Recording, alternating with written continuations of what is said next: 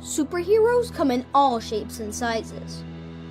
They don't always meet in an underground fortress. Sometimes they meet in places that appear to be very ordinary to most people.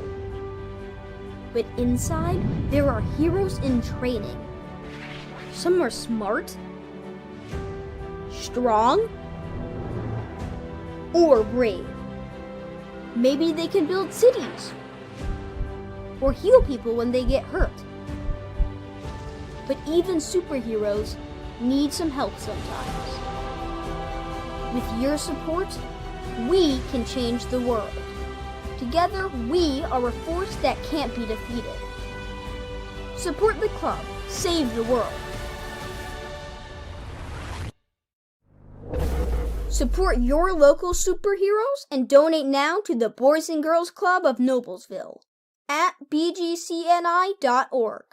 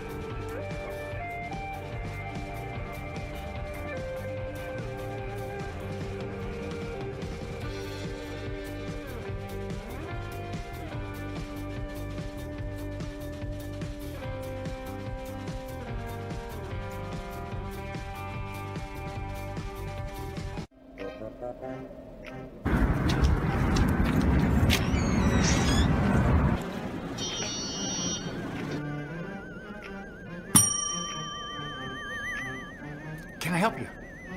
Yeah, I'd like to order a hamburger, fries, salt, maybe a large vanilla shake. Yeah. This is a trophy shop, can't you tell? You got a counter right here. Isn't this where you place the orders? We sell trophies, we sell plaques, we do embroidery. No food. You got carry-out? Unlike the internet, everything that you need we have here at the shop. Very unique. You order today, carry out tonight. That's our version of carry out. All right, I'll take one of everything. Well, that may take a little longer. We'll have it for you tomorrow night. You know, Jim, I'll be back tomorrow to pick it all up. We'll wait for you. Don't wait long.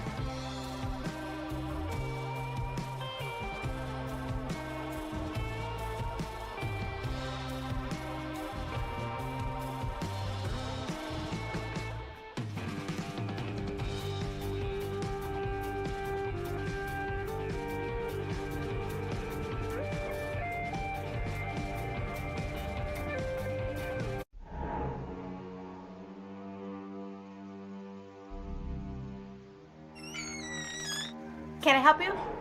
Yeah, I'm looking for Logan Street signs and banners. You found us. But this ain't Logan Street.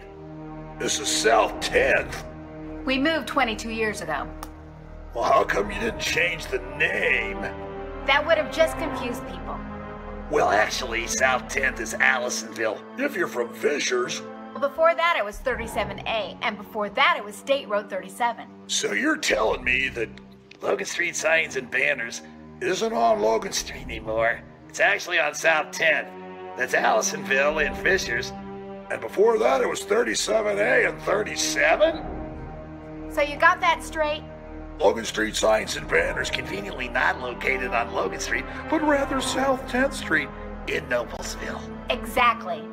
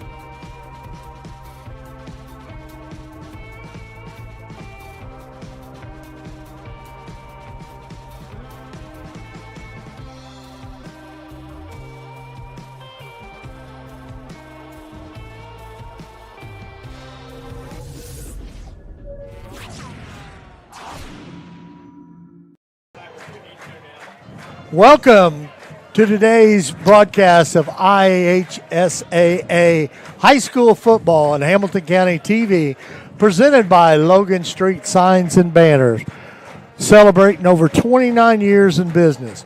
We also like to thank our other great sponsors, Noblesville Trophies, Gaylord Electric, Chuck Goodrich, President and CEO, Community Health Network, Church, Hidland Anthem, Jamie Carmesino, Carpenter Realtor, Blades Auto, Video, and Security, Swartz Bait and Tackle, the Hamilton County Reporter.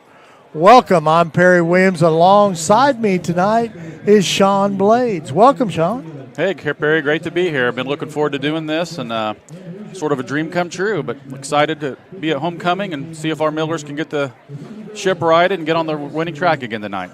You know, the one thing about it, Sean, I really think this is going to be a pretty good football game. I mean, both teams are 2-2, okay? Both teams have lost their last two games. And you know, I thought in the game against Fishers, Noblesville played a pretty good football game. We got beat 16-13. Last week, I think the kids were disappointed. I think the coaches were disappointed against Westfield. But Westfield's a good football team. Yeah, and there's nothing to hang your head too bad over getting beat by Westfield. They've become a premier power every year. Zionsville's kind of in the same boat with Noblesville. Both won their non-conference games, went 2-0, got out of the gates real well. They've both lost their starting quarterback for a few games, and they've struggled to start the conference. A couple tough games and a couple beatdowns by Westfield. So we're hopeful that this will kind of show tonight. Two teams in the same boat. Always is a good game with Zionsville. Seems like they always play us tough. And two completely different philosophies of offensive schemes. But we'll see who executes, who gets their stuff together and comes out on top tonight. Should be exciting. Yeah, because the one thing about it is, Sean, Zionsville has 7 returning players on the offense and 7 returning players on the defense. So they're a pretty good football team.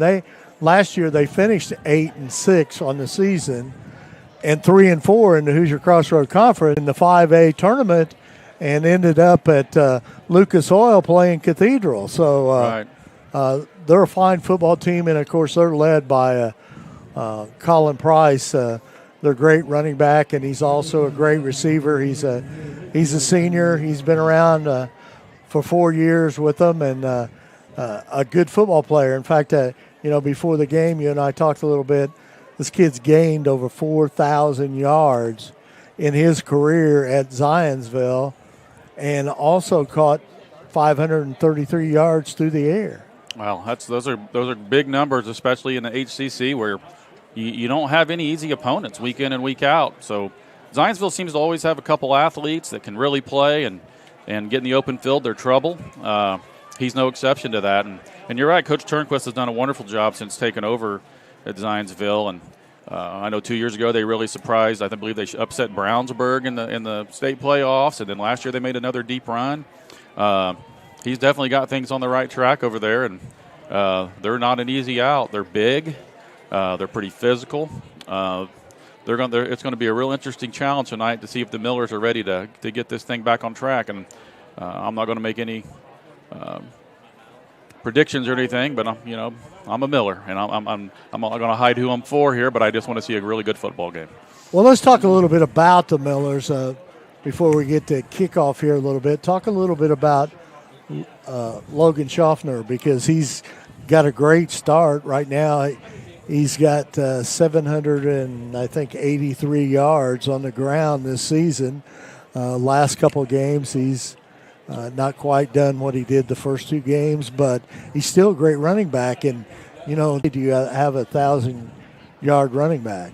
That's true, and Logan is special. I've been watching him play since he was a 4th grader, and he. So you've had most of these kids. Most of them, all the way through the sophomore class. Yeah. There we go. That's just a simple power play. It's like Parker Bell gains about 4 off the right side. Good blocking over there by Mr. Williams and Big Drew Page.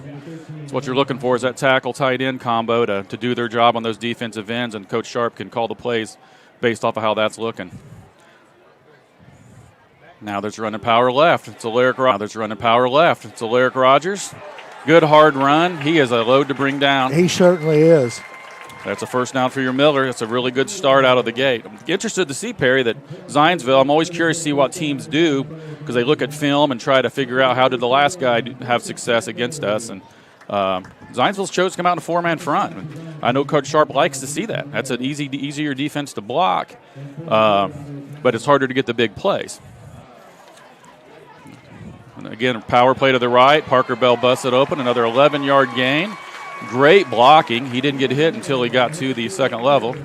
You know, the one thing you talked about with Rogers Walton, I mean, like you said, he's a load. He's 5'10", 210 pounds, and Parker Bell is 5'10", 190 pounds. Right, yeah, those are two good guys. They wear you down. Zionsville has two really good inside linebackers with Otto and Otto Kyler and Rossell. Number 44, number 13 are their leading tacklers. I watched them film, and they're all over the field there. They tend to make a lot of plays, and if we can get bodies second level on them, you're going to see us get some big plays. So, and you know, that's what this offense is all about too. I mean, you know, if you get by that first wave there, you got a pretty good chance. Right, and the way they're setting up, they're trying to take away the big play. They're playing their inside linebackers pretty deep, which should open up trap, but you know, we may not see the 70-yard trap. That's keep right there. Quarterback Golly makes a nice cut there. Hold on to the ball. Picks up about 5. That'll bring up a 3rd and 2. Not a bad place to be. You know, we talked about Gully a little bit this week, you and I, and him, you know, learning this offense more and more, because this offense has a lot to do with timing, right, Coach? Everything to do with timing. You're pulling guards. You got to hit those holes quickly. You can't expect linemen to hold blocks for 1 and 2 seconds. They're really nice, bouncing off his first contact. Picks up 10 yards. Now think about this, what we were talking about earlier. We've now went about 40 yards, and Logan Schaffner hasn't got a carry yet. This is the kind of stuff that's going to make the Zionsville defense have to think, okay, well, we've loaded up to stop one guy, and now we're getting beat by everybody else. This is just going to open the door for the fullback trap and those types of plays here in a little bit, I believe. They're staying in a 4-man front. There's the trap. There's what I'm talking about. Right there. See, and there's the cut. The quickness of that kid is unbelievable. 40-yard touchdown. So the Millers are on the scoreboard right here, right off the bat, 6-0. And like you said, you know, you this offense, you get that 3. Here's the play right here. Talk a little bit about that. That's just simple trap right. And you can see that we let the right inside tackle go. He gets kicked out by the left guard. Both of our right interior linemen get second level to linebackers, and to be honest with you, Zionsville sitting there wondering where the ball's at. By the time they figure it out, quickest kid on the field's got it in the open field. Great play. Makes it good there for the That's a good PAT. start. And you know, that's one thing that I know Coach Sharp's concerned about. Last week against Westfield, we got a horrible start, okay? And even though we won the Mount Vernon game, we got a horrible start. 14-0 in about 8 seconds, yeah. So, and it was the same way against Westfield. So, the concentration, and, you know, Coach Sharp's interview this week, one of the comments he made was, you know, we didn't play well, okay? And the coaches know it, the players know it. But when we came back in on Saturday, we got the job done, and we're going to work, and that's exactly what they've done this week. Yeah, that's got to make him happy. It's got to make the team get a little more confident, but coming out here not going down immediately. Honestly, scoring on a pretty quick drive there with a lot of big chunk plays. And, you know, Noblesville runs a style offense. Defenses can prepare all week, but they don't really get to see it. You know, they can try to simulate it, but it's hard to. And they get out here against our big offensive line and our quick backs and the guys that know how to hide the ball. Here's an onside kick. Good play there by Liam Reed of Zionsville to cover that, and they'll take over at the 50. But now we get to see what the Millers defense can do here. They had a rough week last week against a high-powered Westfield team. We're very good up front, very young in the secondary, and I'll say this, we're very well coached on defense, Perry, and it's just going to take some time, I think, for these guys to get where the coaches want them to be. Yeah, absolutely, because, you know, the one You and I both know we've went through a lot of head coaches here at Noblesville, but the one consistent factor with this Noblesville program in the last 8-10 years has been Adam Metzler's been handling the defense. Correct, and Metzler's awesome. Every year when we have a loyalty week with our program, I always talk about Coach Metz because he's been here. I've been to about every game for the last 10 years as my 3 sons have went through, and Metzler's the common denominator, and players love him. He's high energy, such a positive guy, and he added Coach Sala on the backside this year, coaching DBs, and Sala's one of the best coaches I've ever met, and the two of them together are a great team, and they work so well together, game planning, and I just think they're going to get better and better as they go on. That was a 4-yard gain right out of the gate there. Brings up a 2nd down and 6. Steinhofer was on the tackle for the Millers. Old number 3, Jake, he's a little bit everywhere. Or Sam, I'm sorry. Thinking of his older brother. All right. 33 on the carry. It's too many yards. Big gain out of Colin Price there. He's a workhorse. He's a good athlete. And Here's a run on the Price. Heck of a football player. They got us a little off balance. Yeah. They really just ran outside zone right, and their offensive linemen really got downfield and moved bodies. 79 for Joey Tonona. Boy, he made a heck of a play there. He's a load, and he can move. We'll see if the Millers can get something going here. There's that RPO again. Oh, nice open field tackle out there by 28 McDaniels for Millers. Ben McDaniel made a nice play there, tackling on Trey Firestone with the catch. I think Firestone might be their leading receiver, their receiver that has the most yards, if I recall. Luke Murphy's the quarterback, number 10. He's a 5'10 sophomore. It's a nice play. That RPO, that run pass option stuff is hard to defend because as a defender, you're looking to say, is this a run or a pass? And if it's a run, you've got one job and a read and a place to be. And if it's a pass, you've got another place to be. So when it's in between like this, you've got to read it, then make that quick decision. And it can be difficult on a defense. Price on the run again. Nice tackle out there, including Joshua Rogers, 93, who the team affectionately calls Snacks. I asked him before the game if I could call him that up here tonight, and he asked me if I would. He loves it. Wonder why they call him Snacks. I think he said in his sophomore year, Hoffman over there picked it up on him. I'm guessing he was had some good pregame snacks rolling, and so they called him that, and he embraces it. He's a heck of a kid and a heck of a football player. 3rd and 3 here. Zionsville's more than likely in 4-down territory. I would guess they'd run the ball. They got Gage Bankert, number 21, in the backfield along with the quarterback. It's like a timeout call, though. Yeah, I think they were a little confused there. All right. Well, let's thank one of our sponsors. Celebrating over 29 years, Logan Street Signs and Banners specialize in that last-minute signage and banners. Serving Noblesville and Hamilton County since 1992. Contact them at 317-773-7200. Or visit them on their website, loganstreetsigns.com. What about Noblesville Trophies? Offers a large range of products, including sports trophies and corporate awards. Noblesville Trophies provides you with that same-day service for those last-minute decisions. Contact them at 317-773-7391.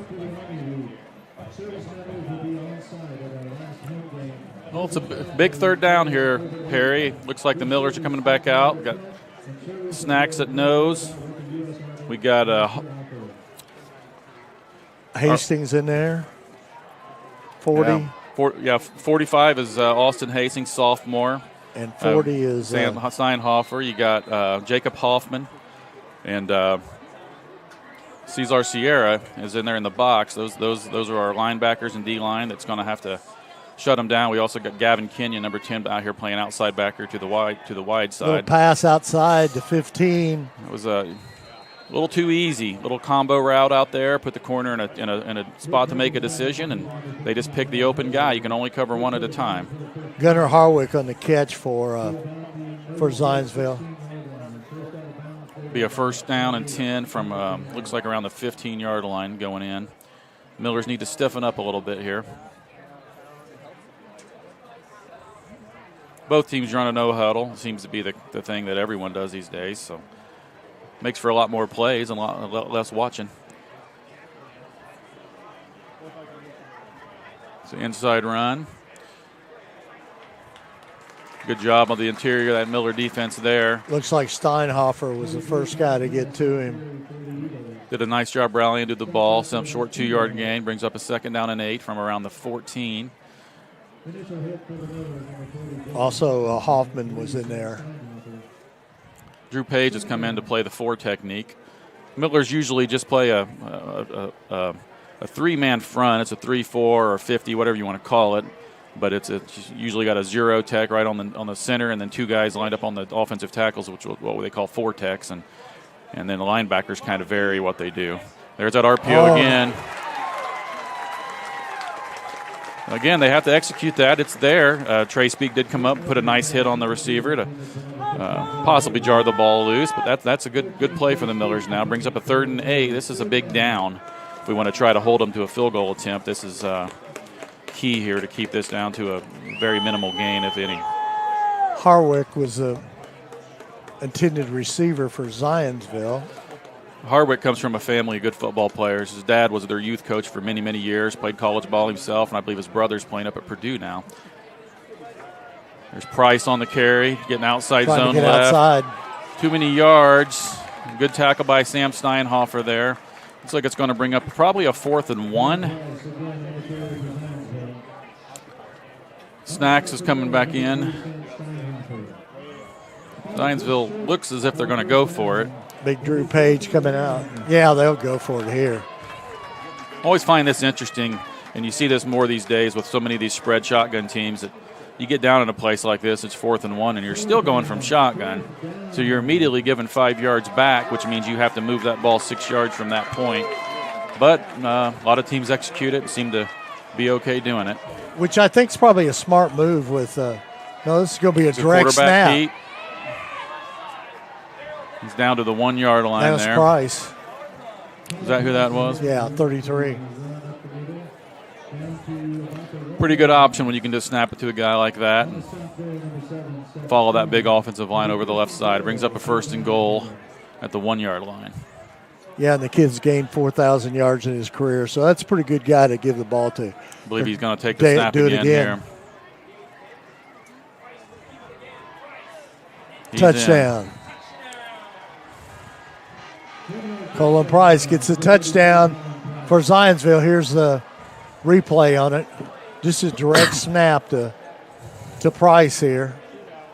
Millers were a little late line, and that tight end motion gave them numbers on that side, and they just followed them. Yeah. Good kick out block by 88, and there's nobody else there to defend that play. Stone had a shot at him, but Reed Wesley made a really nice kick out block there. All right, so we got A.J. Vinatieri in to attempt the extra point.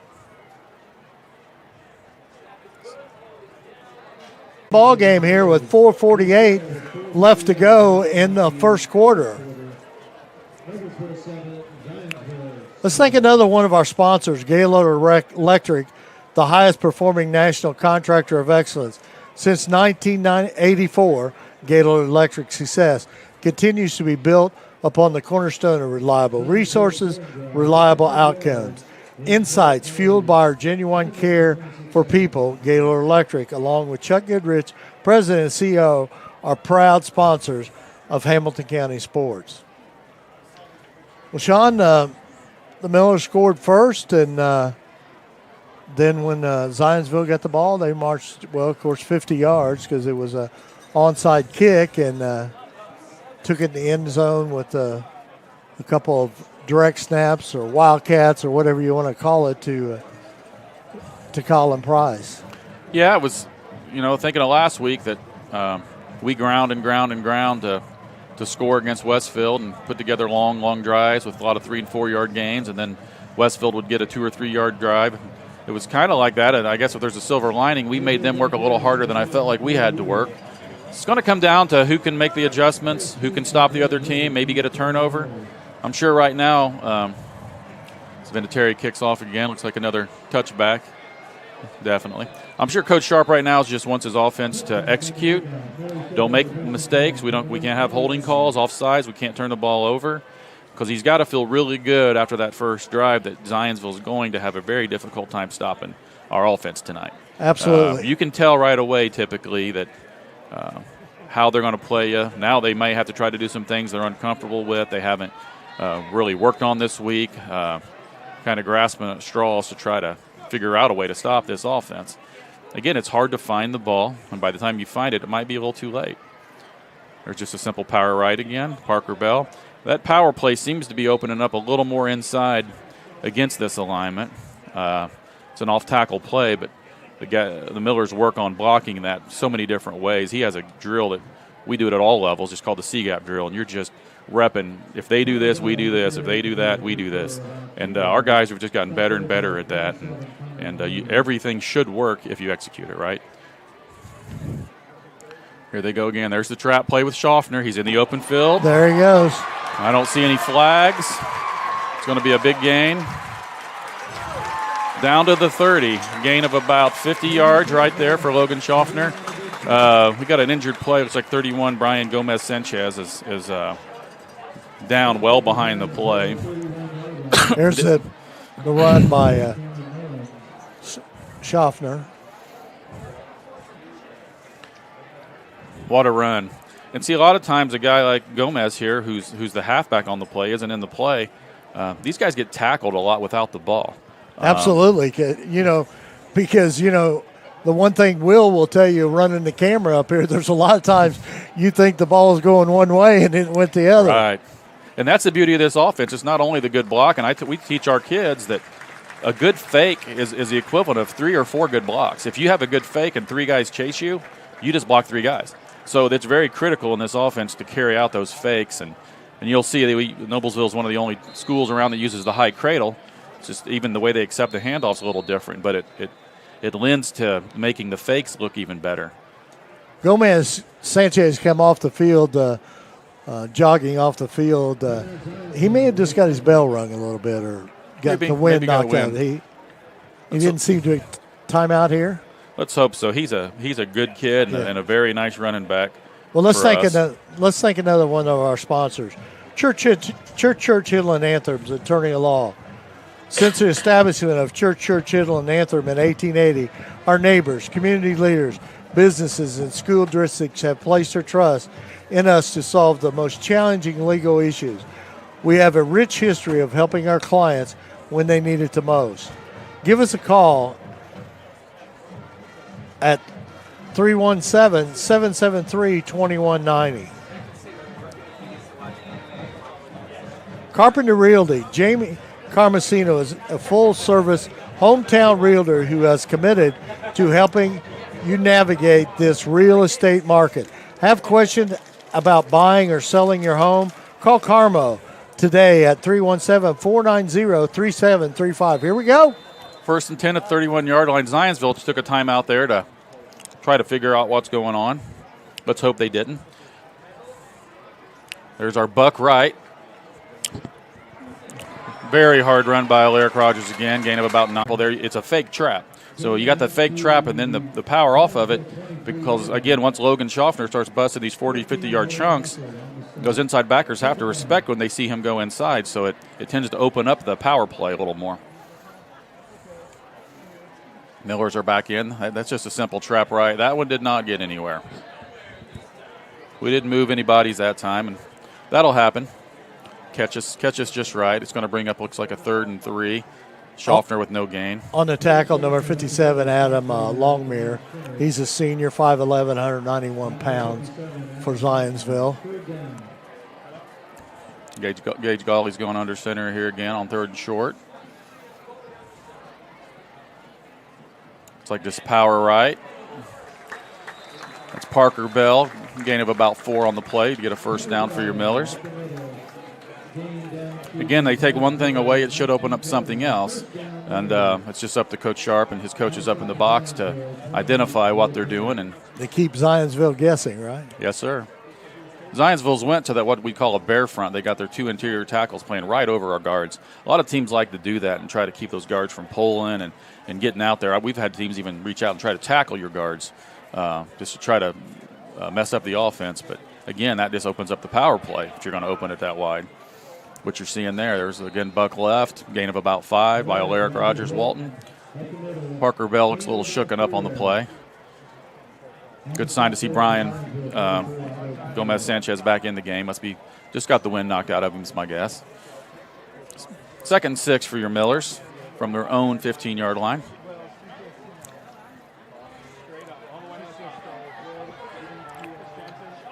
That was a trap right again. Not much there. Well defended. Again, they've brought those defensive tackles in a little tighter. Coach Sharp will identify that, and he'll make an adjustment. Smith, a junior, 5'10", 263 on the tackle for Zionsville. 3rd and 6 here. Power right. Sanchez looks like he picked up a couple yards. Going to bring up a 4th and 4 for the Millers. They don't kick a lot of long field goals, so I'm going to guess they're going to run the old freeze play here and try to get defense to jump, and then Coach Sharp will either take a timeout or find a play. It's my guess. Well, we shot ourselves in the foot a little bit there. You know, we did that twice last week. We had them set up on, to try to do that, and we jumped offsides. Nathaniel Ham, 57, was the young man who jumped offsides. Looks like we're going to try to kick the field goal here. Be about a 35-yarder. Got Linville kicking. Jordan Sharp on the hold, Linville the kicking. We're short a guy or something. We Ransom McDermott was a little late getting out on the field. And I think we had to burn a timeout. And knowing Coach Sharp, he said, son, pay attention out there. Know what we're doing in the ball game here.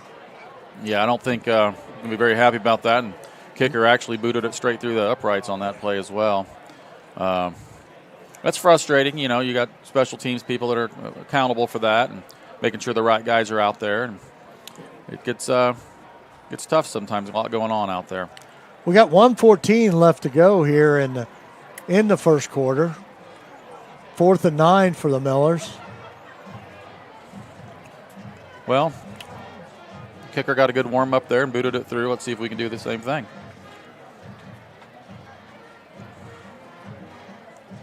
Millers are coming back out. Again, 36 yards, dead in the middle. Who is that kicking? Is that 98? Yes, that's Jackson Linville. Letourneau. That's Letourneau, I'm sorry. Jackson Letourneau. Let's see if he can boot it through again here. Good snap, good hold by Jordan Sharp. Kicks long enough. Hey, Smithy up 10 more yards. Good kick by Letourneau. Well, 10-7. Millers, 1:10 left in the first quarter. Now it's time to see if our defense can do something. Absolutely. Let's thank another one of our sponsors. Blades Audio, Video, and Security is Indiana's premier K-12 audio video security provider. Blades AVS is a design-build firm that provides high-quality solutions that are designed, engineered, installed, and warranted by our team of experts. For 18 years, we have been helping schools and local businesses see and hear more clearly. We've added securing our facilities to how we can serve you. So whether you are a sound system, your displays, or your network, or your building security, ask how our experienced team can serve your business. Yeah, those guys are good, Perry. Yeah, that's what I hear. They're really a good company. Really good. Bunch of bright guys. Carson Mertens kicking off here, number 37. I think he's a freshman. He is a freshman. He's got a big leg. Let's see if he can get one down here pretty deep.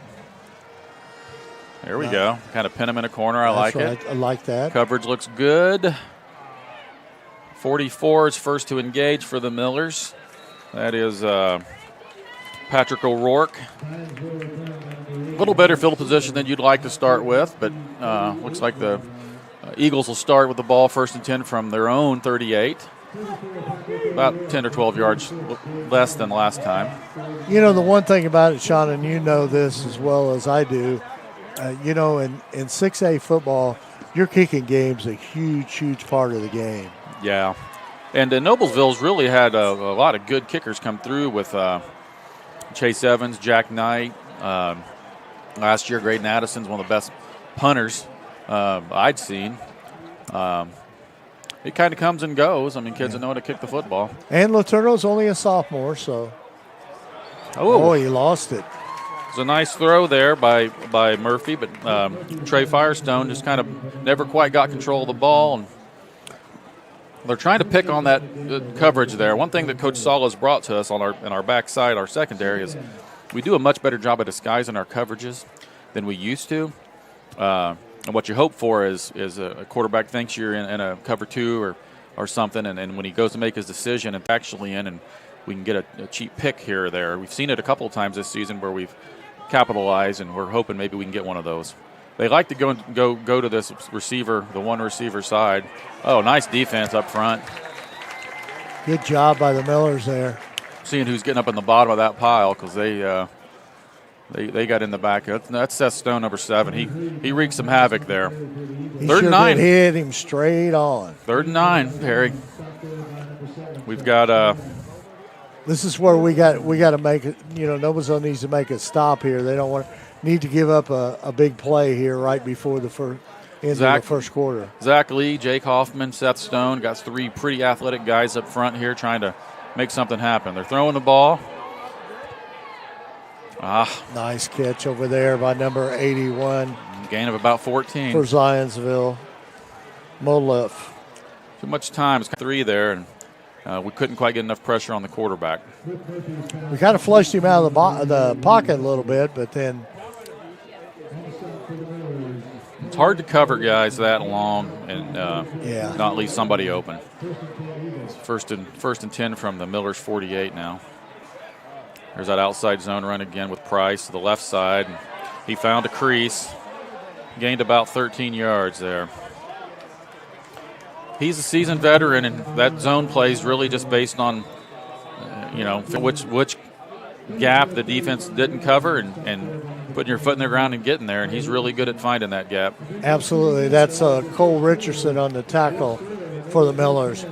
So after one quarter, the Noblesville Millers 10, Zionsville Eagles 7. Well, Sean, I think it's basically been about what we expected so far. Both teams moving the ball pretty good offensively, but it's going to come down to containing those big plays and making those stops. Right, and execution. It's holding on to the ball and making those big 3rd down stops, like we just had a 3rd and 9 there that you hope to take advantage of, and then you can't make your own mistakes as we did when we're driving there and on 4th and 4, jumped off sides. 5-yard penalty on ourselves there. And you got to be able to finish these drives. And again, now it's about adjustments. Now both teams kind of know what the other team's trying to do, and it's funny watching over here on the sidelines how well the coaches are using the video board and really showing what's working, what's not working, where we need to correct things. And it's nice to be able to do that during the game. As coaches, a lot of times you see everything you did wrong after the game, but it doesn't do you any good. So yeah. Here we go. 1st and 10 from the 35 for Zionsville. Again, they're really attacking that single receiver side and just working the short hitch routes. Once again, Trey Firestone on the catch for Zionsville. Firestone was one of the leading pass getters last year at 475, and he missed a couple games early, but he's been back the last 2 games, and that's made a big difference in this Zionsville offense. Yeah, 2nd down and 4. Watching on film, meaning 2 or 3 receivers on one side. They have 3 to the wide side here, but they like to attack that single receiver who just came in jet motion there. That jet motion tends to get those linebackers moving, and they just hit it right up the middle and pick up 5.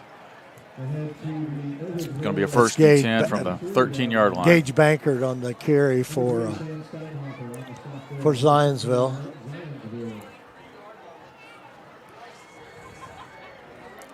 Murphy and the offensive team getting their signal from the sidelines there.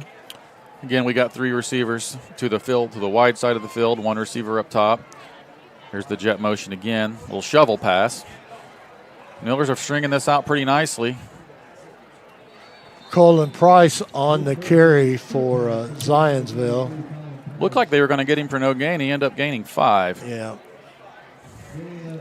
Brings up a 2nd and 5 from the Kenyon on the tackle for the Millers. 18-yard line. But, Sean, that's what good running backs do. I mean, when you think you have them, that big – and plus with the power of that Colin Price has here for Zionsville. See, I'm looking at 81 down here on the short side. They like to attack the short side, and they're looking at him, and they run the skinny post with him. There it is, touchdown. That's the guy.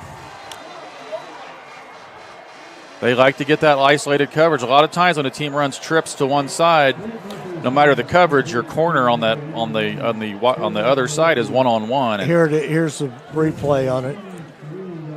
So 81 just runs a skinny post. There's no safety there because he's more worried about the trip side.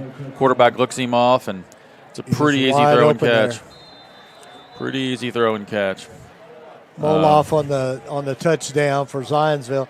Zionsville takes the lead with 10:38 in the left in the second quarter, 13-10. Vinatieri on the extra point. Good snap, good hold, good kick. Well, let's see what the Millers can do, see if they can answer the bell here after Zionsville scores. Let's thank another one of our sponsors, Logan Street Signs and Banners, celebrating over 29 years. Logan Street Signs and Banners specialize in that last-minute signage of banners, serving Noblesville and Hamilton County since 1992. You can contact them at 317-773-7200 or check them out on their website, loganstreetsigns.com.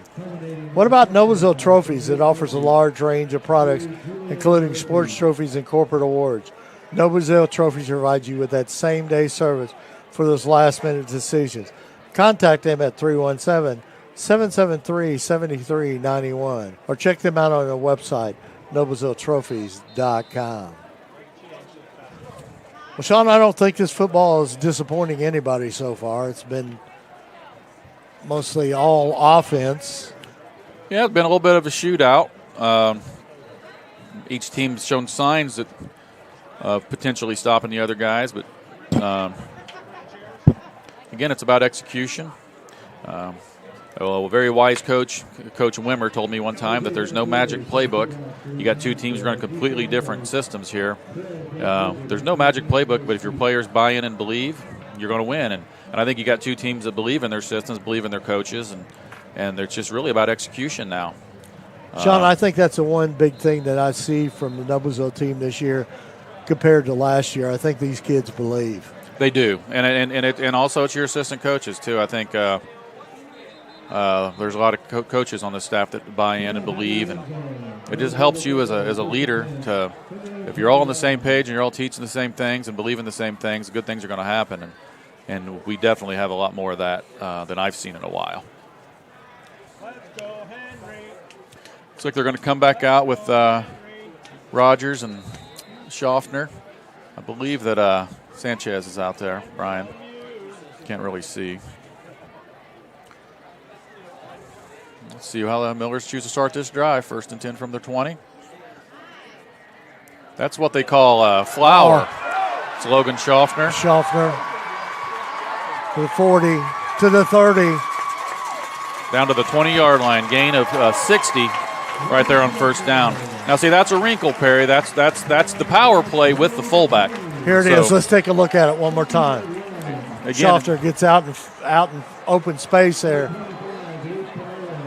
He's like in the Rocky movie where they send him out, Burgess Meredith sent him out to catch that chicken. That's what it's like trying to catch Logan Schaffner in the open field. That ain't easy to do. That little rascal can move. He certainly can. Same play. See, that's an adjustment, Coach Sharp. That's something he didn't have last year. It's just a different look, and it's a fullback ISO basically. But again, if probably something we haven't showed all season, so Zionsville's reading their keys and wondering, hold on, this isn't something we've seen. And again, there's a gain of 6 on the same play. If it ain't broke, don't fix it, right? Yep. 2nd 5 from around the 14. Golly back under center. Buck left. Sanchez. That's Gomez Sanchez. Picks up about 4. Might bring up a 3rd and 1. See, that's the one thing about this offense. That 3 and 4 yards adds up. Yeah, 3 times 4 is 12, right? Yep. That's first down, actually. First down from the 10, 1st and goal. I hate 1st and goal from the 10. I'd rather get 3 or 4 more yards in there. But see what we can do. That's a tough spot there. Golly back under center. That's that fullback ISO play off the left side this time. Gained about 2. Parker Bell coming back in the game. Alaric Rogers coming out. Luke Pinlow on the tackle for Zionsville. He's a sophomore, 5'9", 163 pounds. 2nd goal from about the 8.5 here. See what the Millers choose to run. Looks like they run keep left. Gully Very good move by Gage Gully. Probably went out on the 4. Yeah, looks so. I think it's going to be 3rd and goal from the 4. That was a really nice move because there were 2 guys in the backfield that could have had him, but yeah, Gage was able to squeak through Here's there. the play. Let's look at it one more time. Good fake in there. Good block right there by 72 for the Millers. They stayed on him. That was Jake Long. He's tough. 3rd and goal from about the 4. Golly back under center. Just straight power right with Parker Bell. He's close. He's going to be down to, looks like, maybe the 2. 4th and goal from the 2. This Gage goalie's done a real nice job stepping in. This kid, I coached him as a grinder. He can play defensive back. He could play wide receiver. Just a great athlete, great kid, and he can do whatever a team needs for him to help him. And we're happy for him having some success here tonight. 4th down, power left, and didn't get it. I'll tell you that that was huge. That's that Otto Kyler, 44. He's a really good linebacker, and that was a huge play right there. He refused to be blocked there. Let's see if that Millers can bow up here and make something happen here. Zionsville will take over at the 1-yard line.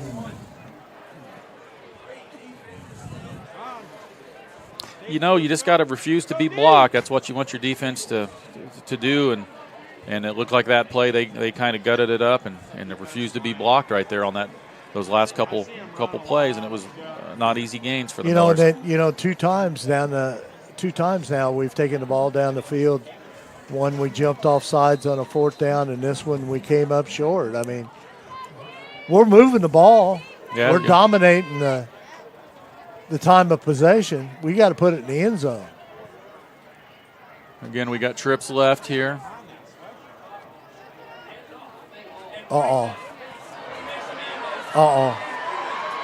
He's gone. Jordan Sharp's trying to get an angle on our 24. That Price is all the way. 99 yards by Colin Price.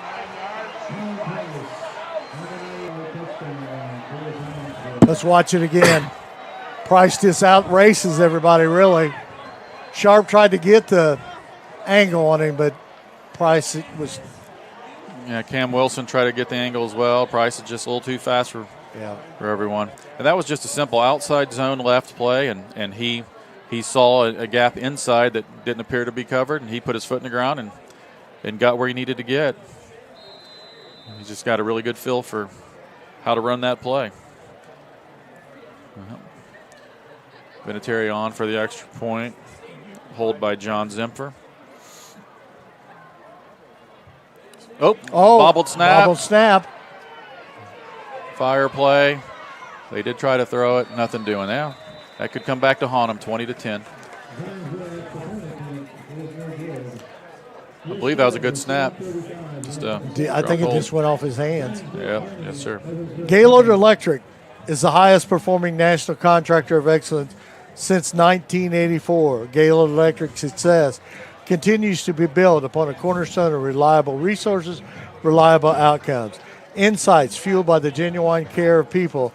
Gaylord Electric, along with Chuck Goodrich, President and CEO, are proud sponsors of Hamilton County sports. Well, Sean, last two times we've had a very difficult time when we got in the red zone. We just couldn't put the ball in the end zone, and that's the name of the game right now. Yeah, and you know, we never really got behind the chains there or anything. It was just when it got down to 3rd and 4, you think you could get 2 yards of play, but defense stepped up. And again, at that point, they got to take some chances. They got to maybe shoot some gaps a little earlier, pre-read, and if they guess right, then you're in trouble. If they don't, then you should have success. And when you get down there, you got to take some of those chances, and Zionsville just happened to get the guys in the right gaps a little quicker than usual. Yeah, once again, that big run by Price. Looks like another once touchback. Again, touchback. Imagine that's what we'll see every time from Vinatieri. Nobody's going to get a runner out. Seems like he's okay. 6 foot, 189-pound senior. And we know he comes from a pretty good pedigree. Yeah, I think there's somebody in his family did a little kicking. Yeah. All right. Let's see what the Millers can do here. 1st and 10 from their 20. Again, they've been able to move the ball all game long. Zionsville seems to still sticking with their 4-man front. Looks like they got double 2s and double 6s is what Coach Sharp would identify here. And they go back to that fullback power ISO play to the right side and get a yard or 2. Owen Russell on the tackle for Zionsville, number 13. 2nd down and 8. Freeze play. Coach Sharp's calling the play in now. Teams are pretty disciplined these days on not jumping off sides, and it's nice to get a few of those a game if you can get them. But there's Buck Wright. Nice run by I believe that's Parker Bell. Gain of about 7. Looks like it's going to be a 3rd and 1. Tackle is number 28, Will Keller for Zionsville. 3rd and 1. Coach Sharp has a variation of that trap play that he can hit a little wider. I think I'd expect to see him go to that. This is power left. The Millers are going to be a little short, I believe. They're going to be about a foot short here. Again, Zionsville's really bringing guys down to try to take away those C-gap plays. Aaron Williams is back in on the right side. Big right offensive tackle. He's a heck of a football player. I'm going to guess we're going to run power right behind him. And we are. Bell did get the 1st down by a yard. Millers are having a little tough go of it here. We may have to make some adjustments here. Yeah, Coach Sharp may have to open something up, maybe try a tight end pass or some kind of a pass it in the halfback up the field. He's got a few wrinkles in his playbook. If the going gets tough, you kind of got to get them to open it up a little bit so they can quit taking away your C-gap plays. 1st and 10 from 31. Plenty of time. That was looked like a little mishandled in the backfield. Yeah, play there was there. a little miscue there. Millers might be lucky they didn't lose the ball there. Picked up a yard. 2nd and 9. Luke Well, number 48, on the tackle for Zionsville there. Here's the pass play. Here's the pass play. There's a holding call, and there's a sack. Zionsville did a pretty nice job. It looked to me like the receivers were all covered. Looked like they kind of expected that. I think so. Holding on the Millers.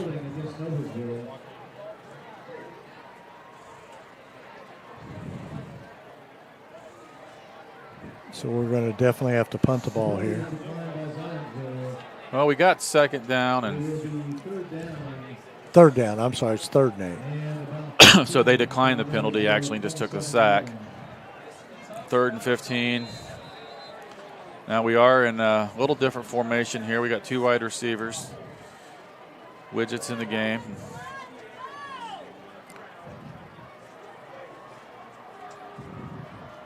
Little different look.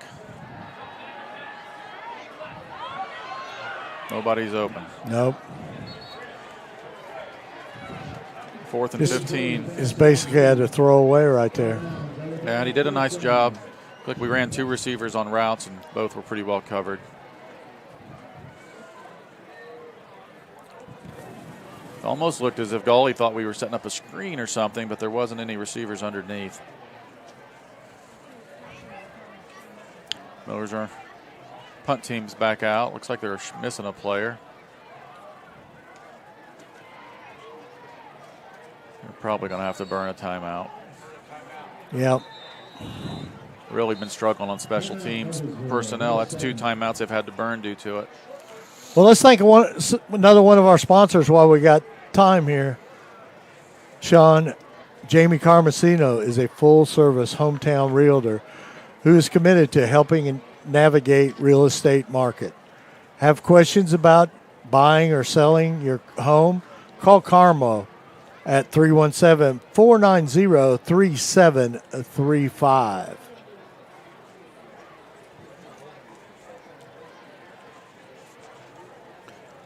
How about Swartz Bait and Tackle?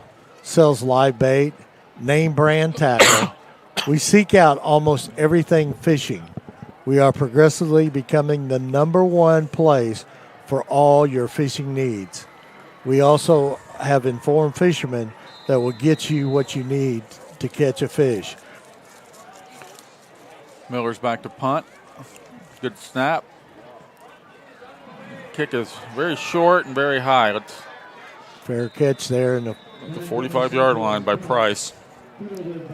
He kind of does everything for him, Perry. Yeah, he certainly does.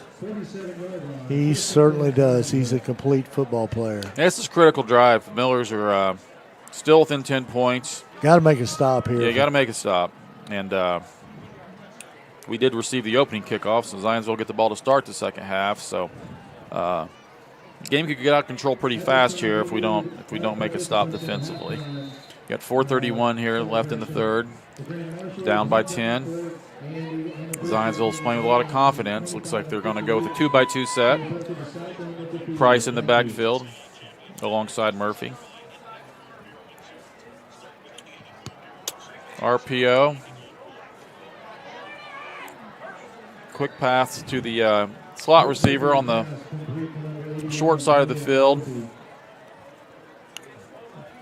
Picked up about 12, enough for a first down. Zionsville seems to be pretty comfortable picking apart our defense right now. And they're very, very well executing. They're staying in that 2-by-2 stack set on each side. This time they fake the Price, run the same play. Miller's defended it similarly. It's like another gain of 11 for another first down. Miller's got to make a stop here if they're going to do anything.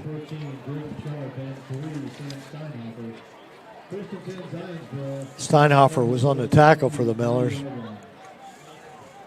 Again, same formation, same stack. Go to the other side. Oh, almost intercepted over there. Trey Speak was all over that. Speak's already got a couple interceptions this season. Nothing would have been bigger than that interception. That would have been huge. That play, it's the same play they've been running, but to go to the wide side, it just takes a little longer. It's a little longer throw. Yeah. And the Millers look like they switched the coverages to jump that route. But now Zionsville will try to catch us doing that again. There comes Price. Trying to get outside. We're there. Okay, we defended that much better. 40. I thought that was Austin Hastings. No, number 40. No, it's Hoffman. Jacob Hoffman on the play there. Very, very nice. He filled that gap, made a nice, secure profile tackle, and we've got a 3rd and 10 right now. Again, very big play for the Millers. If they can hold them to even a field goal here and we get the ball back and take a chance at scoring, that would be very, very nice. Now their trips, again, this is where they like to pick on that one receiver side, on the short side. So our safeties, right through his hands. They had an open receiver. They certainly did. Jordan Sharp made a nice clean hit there as well. Harwick was just went right through his hands. A 4th and 10 from the 23. This would be about a 41-yard field goal. I'm guessing that's within Vinatieri's range. Maybe they're trying to go to the juggler right here. Maybe they have enough confidence. Or Surprised me they would do this on 4th and 10. Maybe they'll try to get us to jump and they'll burn a timeout. They still have a timeout left. They're going for it. Quarterback scrambles up the middle. We look like we're going to stop them. Very nice defensive stand by the Millers. Good pressure put on by Austin Hastings and a lot of rallying through the ball. Gavin Kenyon in there. Very important stop right there, Perry. Absolutely, and with the ability of Vinatieri, that could come back and haunt them again there too. Kind of surprising there, 41-yarder. Especially with the kicker that like they have. Yeah. Hey, I'm not mad about it. Here we go. We got Miller's got 2 minutes, 48 seconds. Let's see if they can put some life back in this Miller offense here with that big defensive stand there. A big concern is, our bread and butter plays, trap, power, aren't working right now, and we've got to solve that. There's the power play again. Nothing doing. There's just a host of Zionsville Eagles there on the tackle. 2:37 left to go here in the second quarter. Zionsville leading Noblesville 20-10. Gain of 1 yard. Millers would love to put some points on the board here before the half, especially since we're kicking off to start the second half, as we mentioned. Kicked outside. Let's see if he can make that turn. We did get out of bounds, picked up about 5 yards. Gomez Sanchez.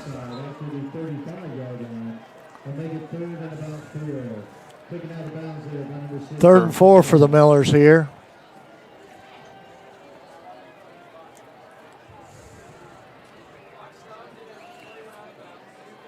Yeah, they've brought one more D lineman down now. They've got 5 guys up front. They've definitely made some adjustments.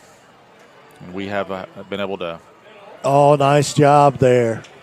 Parker Bell looks like he did get the first down. Yeah, first by about down, a half a yard.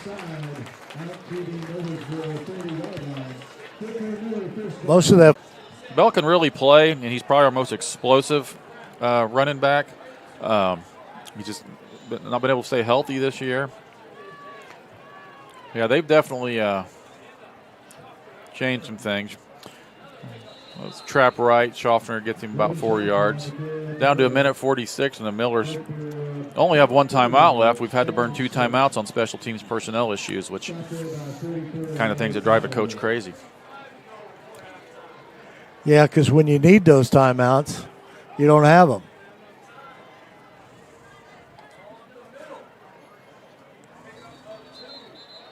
Schaffner just not enough. I'll tell you what, that Zionsville is really stacking that defense inside, and Schaffner did pick up a few yards, but not much. They're mixing up their alignments, mixing up their gaps, and we're not able to take advantage of advantage we have. It's a gain of 2. It's going to bring up a 4th and 2 about our own 48-yard line. Under a minute left. Millers might want to be careful here. You don't want to give an explosive team like Zionsville the ball back. I'm going to predict a freeze play here. Hopefully we don't jump. We did not. Still 20 seconds on the play clock. About a 20-second difference between the play clock and the game clock. See if we snap the ball. Nope, we tried to freeze play again. We're down to 10 seconds.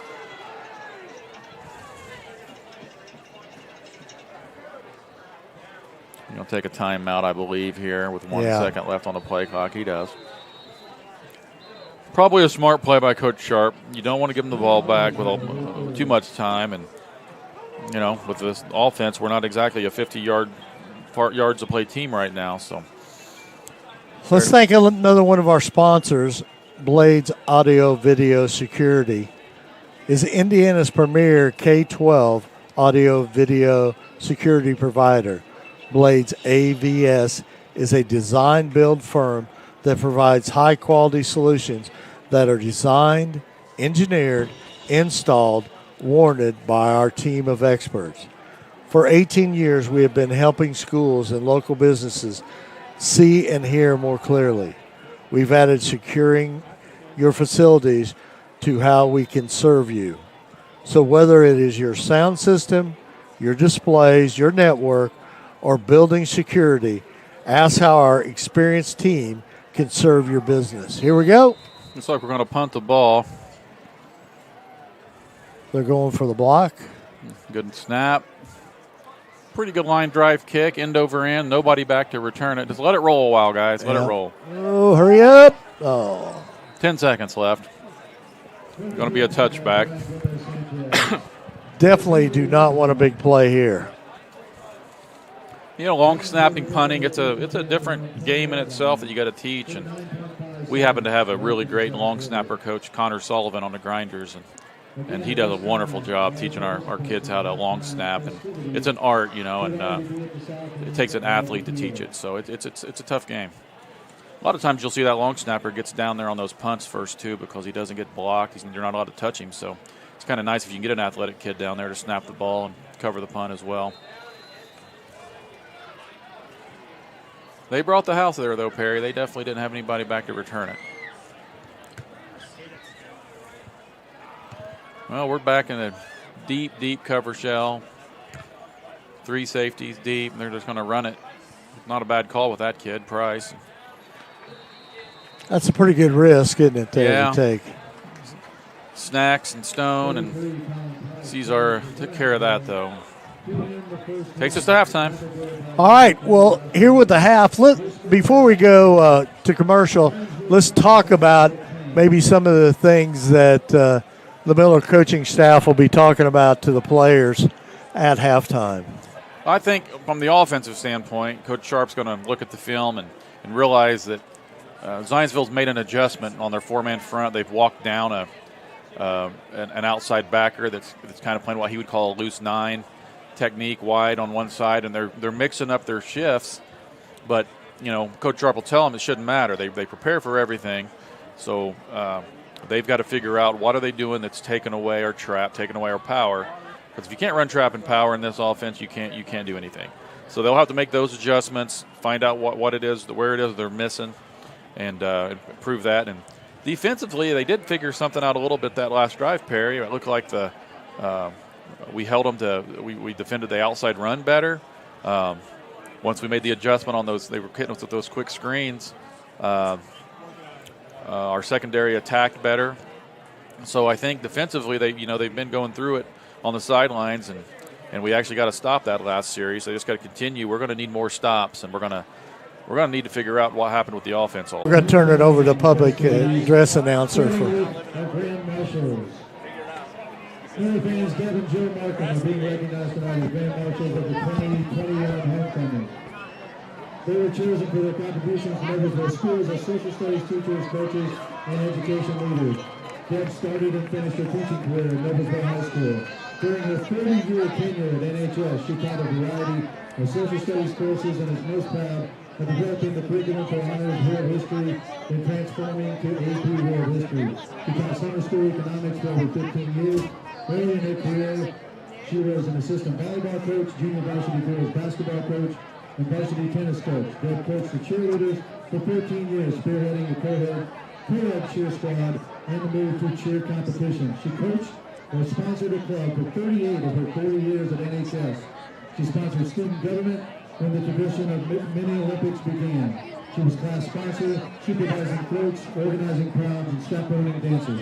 She enjoyed sponsoring mock trial, which afforded students the opportunity to develop speaking skills, critical thinking, and opportunity to win team championships, individual medals, and scholarships. Her favorite school committee position was being chair of the homecoming committee. Noblesville Teachers Forum afforded Deb the opportunity to serve fellow teachers as a building rep, vice president, and president. She served on the district discussion team and negotiations team. She was secretary of the ISTA District 12 Council, member of the ISTA Board of Directors, and was elected to serve at the State Representative Assembly as well as the NEA National Representative Assembly held in Washington, D.C. and Boston. Deb currently serves on the Noblesville Police Merit Board and is enrolled in Citizens Police Academy. Deb continues to serve Noblesville schools as a substitute teacher, supports student athletes at their events, and continues to advocate for education through the ISTA, retired as the District 12 Council Liaison. Joe Markin spent 37 years in education, 35 of those years using humor and storytelling to teach 8th grade U.S. history in Noblesville. During those years, Joe did everything from spin records at school dances, co-directing school plays, to coaching football. Joe founded and directed the Noblesville Media Studio at the middle school, which broadcast daily announcements and gave students opportunities to write, film, and act in many educational and entertaining skits, making a star out of a puppet named Boris. Joe had the opportunity to coach 7th grade basketball for 10 years, 7 of those as head coach. His teams won 102 games and lost 26. At Noblesville High School, Joe is proud to have been the varsity Lady Miller volleyball coach for 18 years, making him the longest-serving volleyball coach in NHS history. During his tenure as head coach, he coached 526 matches for the Lady Millers, winning 3 sectional titles and 2 Olympic Conference championships. Joe also founded the Boys and Girls Club Elementary Volleyball Program and the Noblesville Volleyball Club, which gave younger players opportunities to develop and compete. After stepping down as head volleyball coach, Joe returned to the program, coaching the 8th grade team at the middle school for 3 seasons and is currently in his 3rd season as varsity assistant coach back at NHS, making this his 24th season of involvement in Noblesville volleyball. Joe is proud to have had the opportunity to coach many Noblesville Hall of Fame athletes.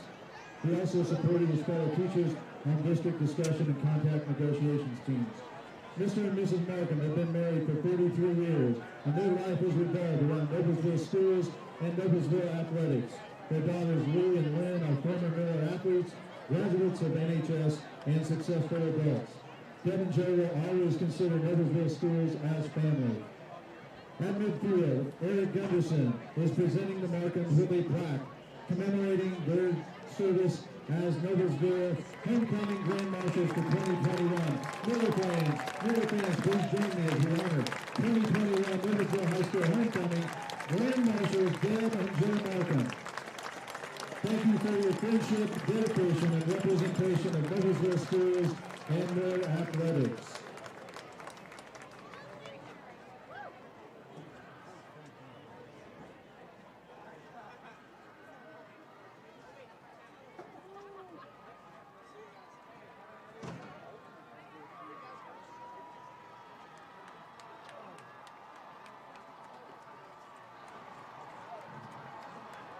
Fans, this week has been homecoming week at Noblesville High School.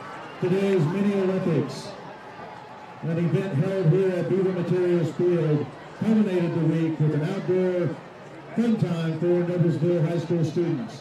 In the Mini Olympics, the final standings were freshmen 35, sophomores 40, juniors 45, and seniors 65. Winners of today's Mini Olympics.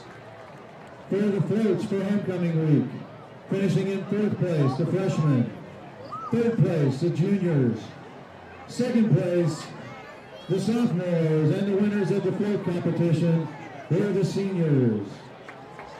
Congratulations to all participants. At this time, we would like to introduce the homecoming court for 2021, starting with freshman John Hemmis and Maggie Lambert. Sophomores, Jack Fisher, and Maddie Hyatt.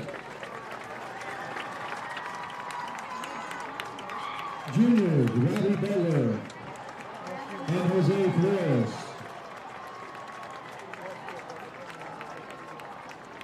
Our senior homecoming corps members, Kiana Seifert, Alex Dyer and Connor Minerding, Carly Oakes and Matthew Morris, Aaron Williams, Will Perkins, Alaric Rogers, and Anna Schluter and Nate Cook.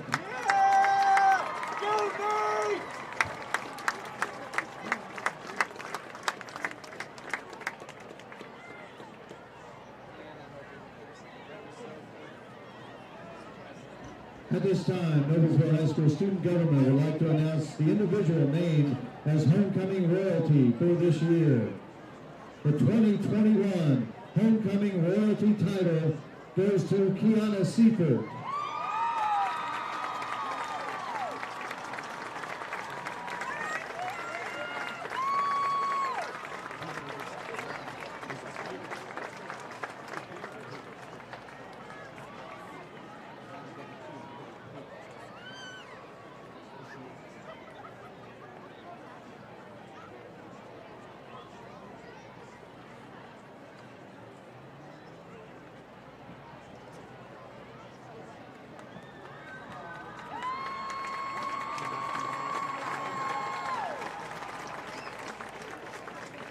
Miller fans, at this time, if you would please direct your attention to midfield.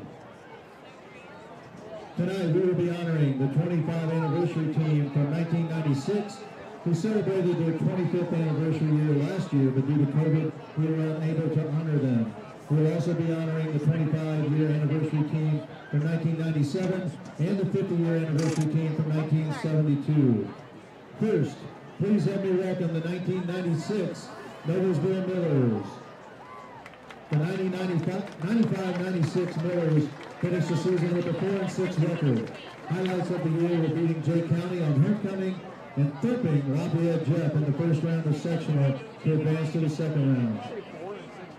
Senior team members and cheerleaders with us this evening are Stacy Ambler, representing Mike Ambler, Molly Beaver, Shad Hill, Michael Huber, and Wayne Katrulik.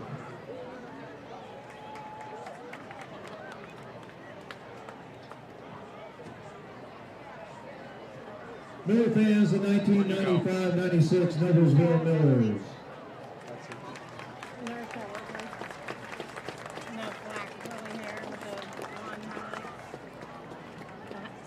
And now your 1996-97 25-year anniversary team. The 96-97 Millers finished the season with a 6-3 record after starting the year 1-2. The Millers rallied and won their next 5 games with big wins over Madison Heights and a homecoming win over number 8 Huntington Mill. Senior team members with us this evening are Ryan Emerson, Ben Finnegan, Travis Fogg, Jardo Clifford, Todd Lawson, Brad Ray, Matt Snyder, Josh Shamans, and assistant coach Eric Gunderson. The Millers were coached by Kevin Wright, and we would also like to send our condolences to the family of deceased assistant coach John Bozier. Miller fans in 1996-97 Noblesville Millers.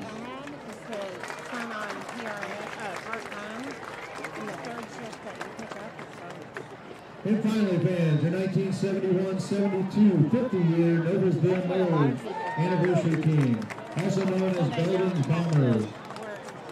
The Millers finished the season with a 9-1 9 wins, 1 loss. This was the best record since 1957, and they clinched yet another Sagamore Conference championship. It was a season with many heroes, highlighted by quarterback Rex Wallace's 13 touchdown passes and halfback Lance Brock's 112 points to lead the county and the conference. Ray Lytle's 7 touchdown passes caught, and Roger Woodward led the team on defense with 88 tackles. Senior team members and cheerleaders with us tonight are Peggy Beaver, Sue Klinger, We'll be back. You want something to Vicky drink? Mabry, You good? Yeah. I want everybody to take their seats. Greg Cash, Jim Young, Randy King, Brad Pennington, and Rex Wall. On that team, Mel Ott, Dan Gray, and Roger Woodward. Miller fans, the 1972 Noblesville Millers. And one more big round of applause for our 25 and 50-year anniversary team.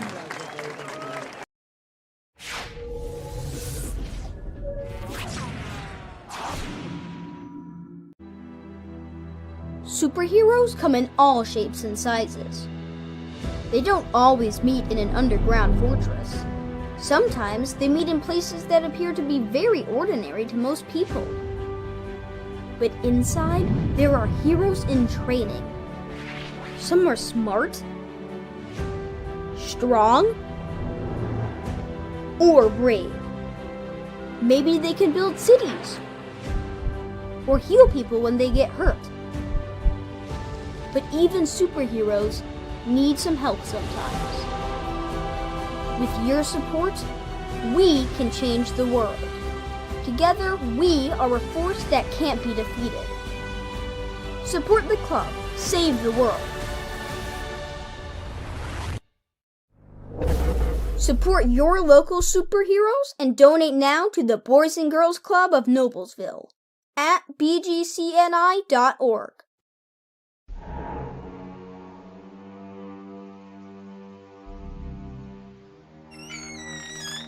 Can I help you? Yeah, I'm looking for Logan Street signs and banners. You found us. But this ain't Logan Street. This is South 10th. We moved 22 years ago. Well, how come you didn't change the name? That would have just confused people. Well, actually, South 10th is Allisonville, if you're from Fishers. Well, before that it was 37A, and before that it was State Road 37. So you're telling me that Logan Street signs and banners isn't on Logan Street anymore. It's actually on South 10th. That's Allisonville and Fishers.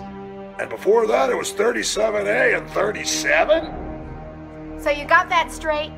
Logan Street signs and banners conveniently not located on Logan Street, but rather South 10th Street in Noblesville.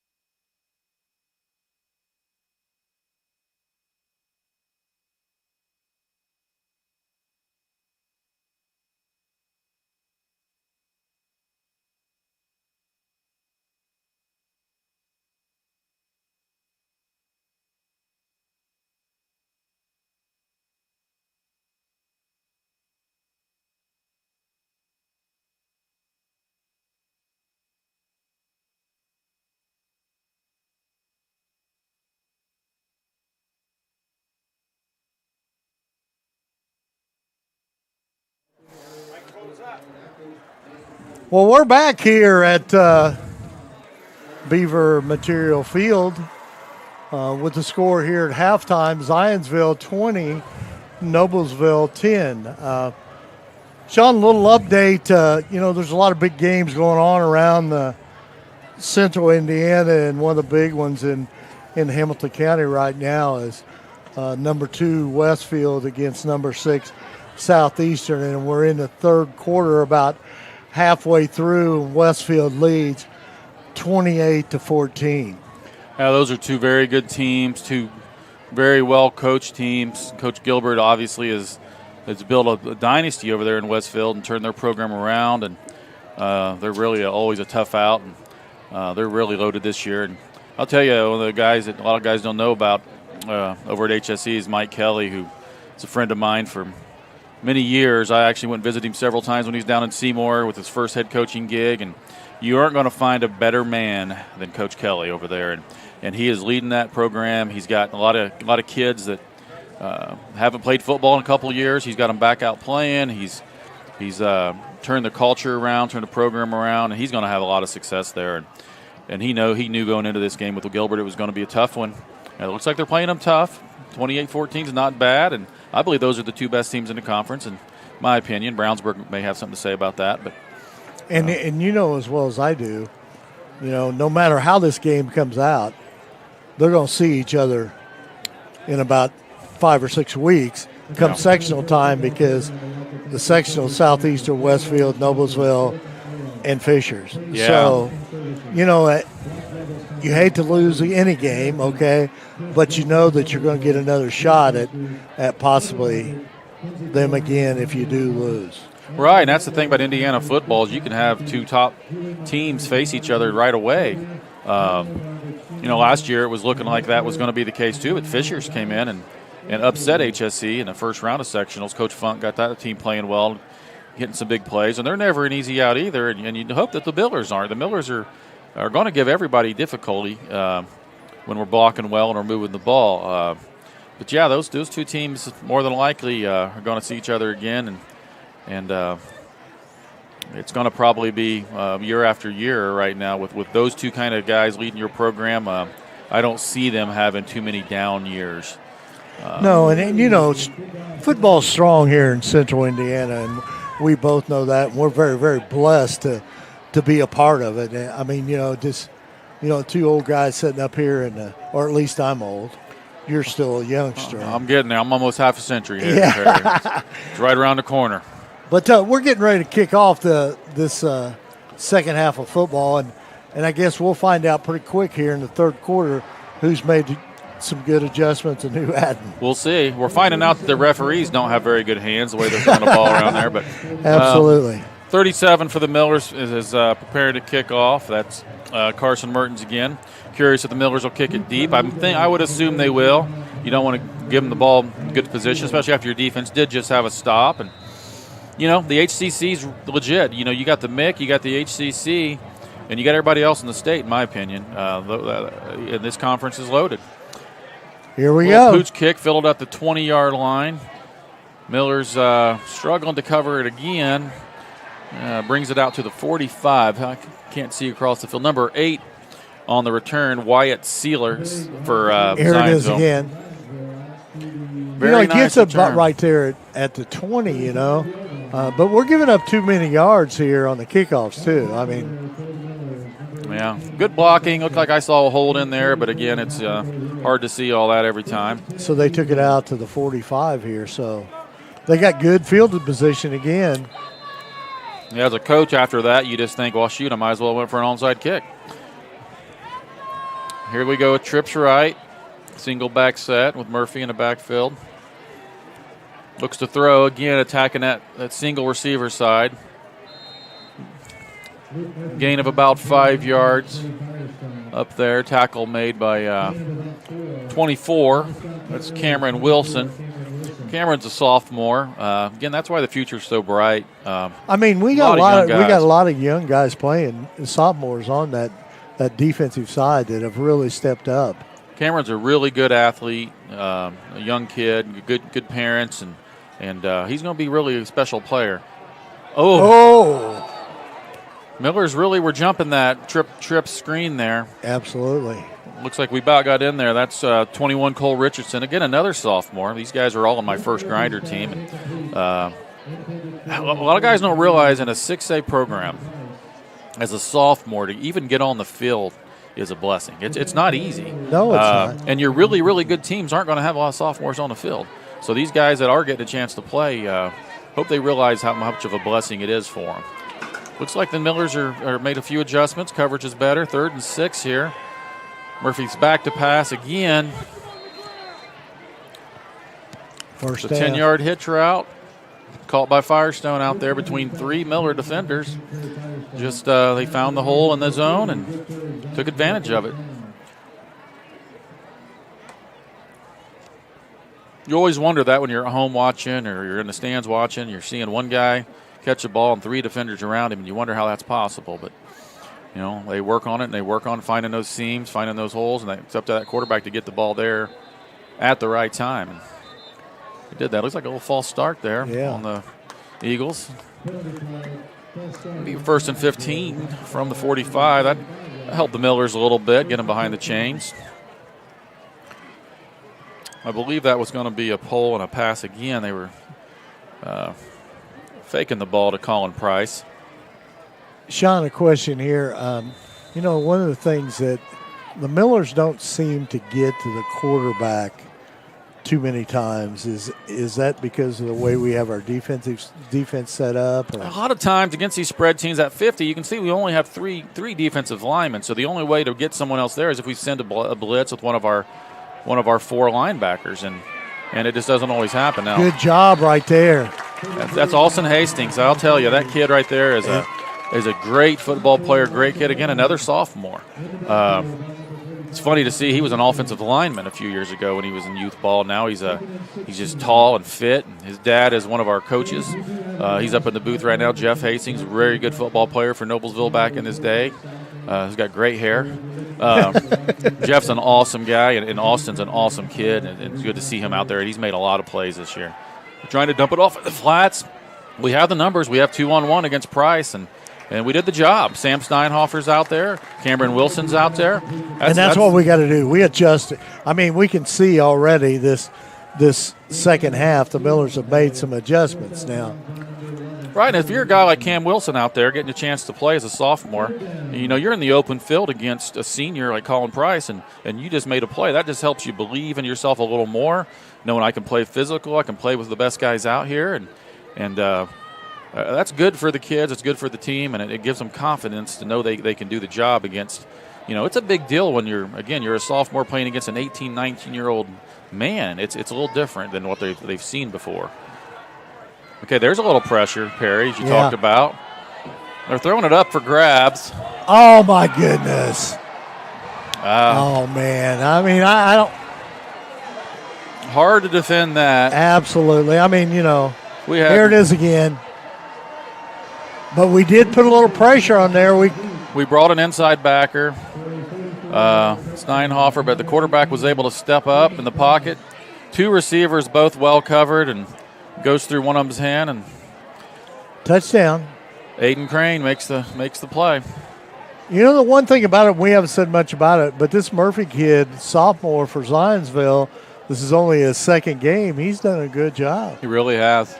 He's hit some short open windows. He's threw it very accurately on those screens, and that was a nice deep ball. I mean, on 3rd and 15 there, why not throw it up there? I mean, what's the worst that's going to happen? They're going to knock it down, you're going to punt, or they're going to intercept it and be at their 5-yard line. It's as good as a punt. And they just happened to make a play. We were there. The ball just didn't fall where we needed it to. Well, let's thank one of our sponsors while everybody's getting ready for this kickoff. Gaylor Electric is the highest performing national contractor of excellence. Since 1984, Gaylor Electric's success continues to be built upon the cornerstone of reliable resources, reliable outcomes, insights fueled by our genuine care of people. Gaylor Electric, along with Chuck Goodrich, President and CEO, are proud sponsors of the Hamilton County sports. Sean, of course, you're one of our sponsors, but man, as well as everybody else, it'd be very difficult to run sports without great sponsors. And, there's, nothing more important than our sponsors here. Hey, it's a blessing to be able to do that. And when you read off those names, I know most of those folks that do sponsor. And it's great for the exposure of your business. But as a business owner, it does help you because this sports and high school level, here's the return. Looks like, what's that, Trey Speak? Yeah. Makes a move, gets the ball out over the 20. You got to support youth sports. These sports are they're really tools to put you into life. I mean, how many of these kids are going to play in the NFL, things like that? I know perspective, as a dad, you always think your kid's going to, but the fact is this is a tool to learn how to work together as a team, how to have work ethic, how to compete. And our sponsors are enabling these games to be broadcast, so grandma and grandpa and folks outside of state can see it. It's a great thing, and it's an honor and an opportunity to serve your community, and it's great that we have so many good businesses doing that. Absolutely. Now the Millers are coming out in a little different look here, with 2 receivers set. We split out 2 guys, and we only had 2 backs in the backfield. That's the second time we've seen Golly hand that off to Logan. It almost looks like a read option of some sort because he's holding it in there a while. We did pick up 5 yards on the play, and Drew Page has actually moved over to left tight end.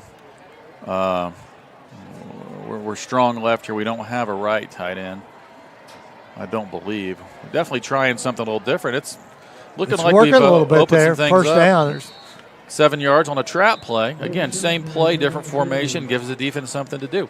Now, when you split out a wide receiver out here, like 84 for us right now, that's Aiden Brewer. He's a freshman, heck of a football player, but they're having to account for him. They're having to bring a receiver or quarterback out, which just opens things up a little bit in the box. Now, you watch 84 as a freshman, Aiden, over the next few years will be one of the best football players you'll see, Perry. He is a tremendous athlete and again, even a better kid. Great family, great parents. Older brother was a cornerback back in the 2017 season, rather. Aaron, very good player. It's really nice to see Aiden out here getting a chance on a Friday night as a freshman to line up. Picked up a couple of yards there by Schaffner. 2nd and 8. Now, don't be surprised if they go to sleep on Brewer. They'll throw it to him, and this kid can catch and run. Yeah, he flat out can catch. He's done a good job on our freshman squad. I've watched him play a couple times. Now we're tight right here. Golly back to pass. He scrambles.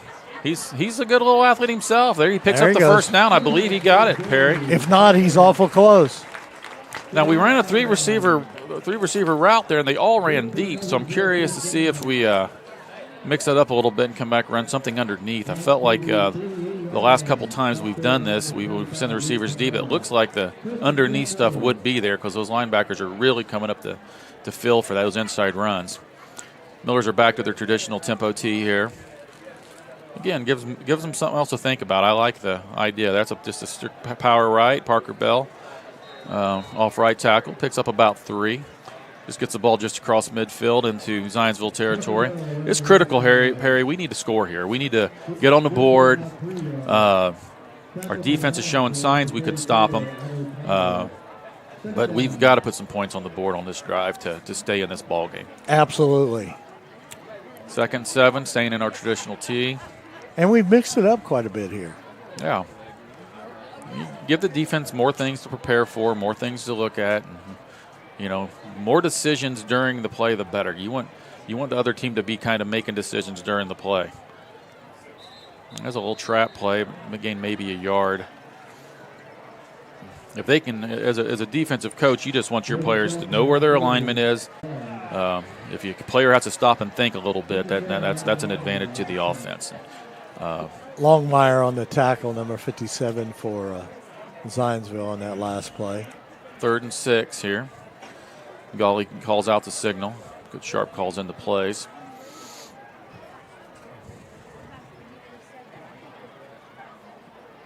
Uh-oh. Yep, good rollout. Logan Schaffner on the catch. Is going to get a first down. I'll tell you, that was a pretty good job by Alaric Rogers to shield that defender just enough so Gage could get that ball off. And that was a fine throw by Gage Golly. Yeah, good job right there.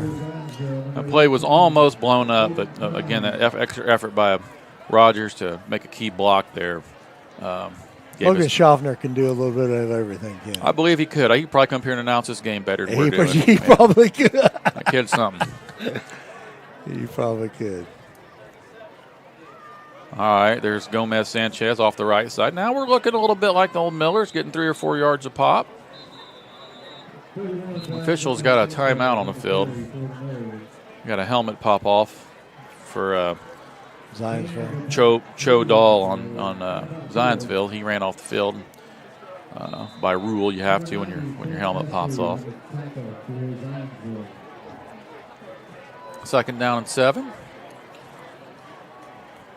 Miller's in their standard tempo tee. Golly's on the keep, and he sold it. We just need to get that pulling guard on keep has to get outside leverage on that outside backer. It was there. It was close. We just needed Jacob Etchison has to get just a little wider, a little faster there.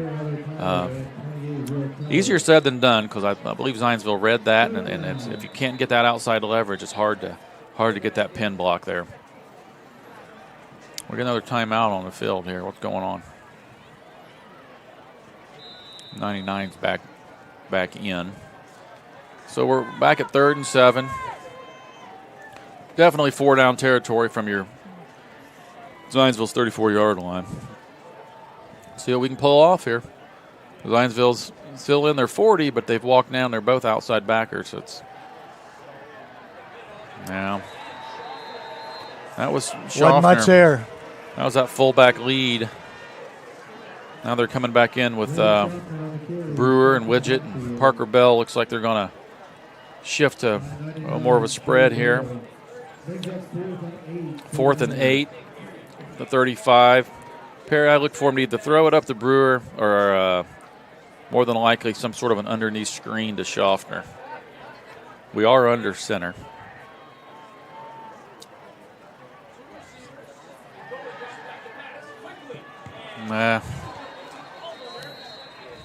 Just wasn't there. Try to hit a quick seam route there to Widget, but yeah, there wasn't much there.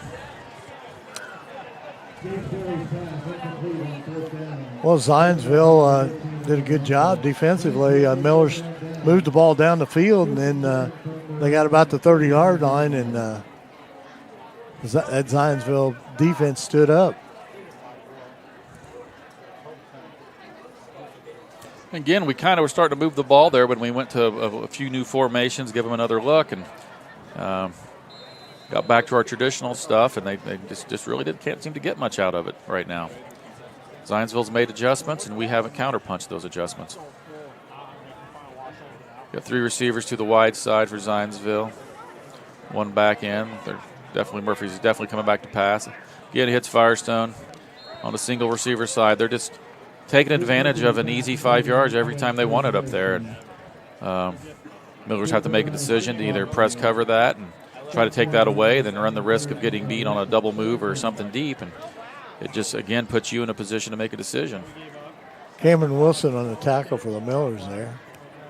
Yeah, Cam's up there on an island now. They've still 3 by 1, and they switched the receiver. Here comes the jet motion.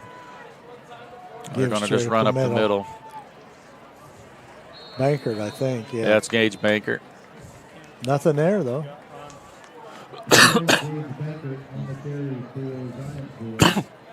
Going to be 3rd and 2 here.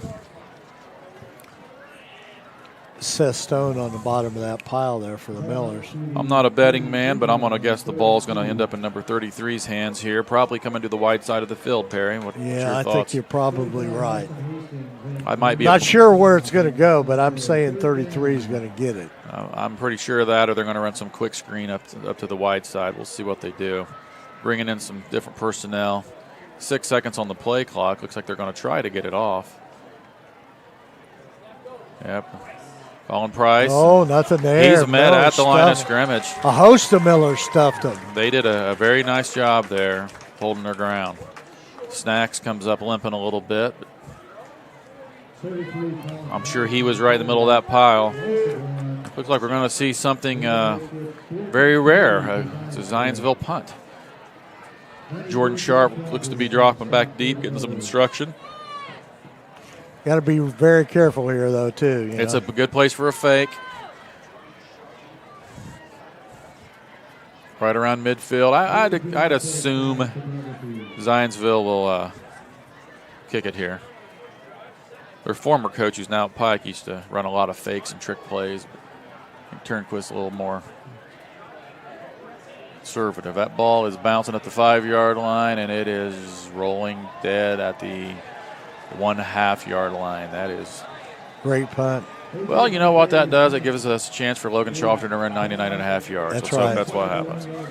Make a longer run than Colin Place did tonight, right? That would be nice. That would be a state record, I believe, to tie it.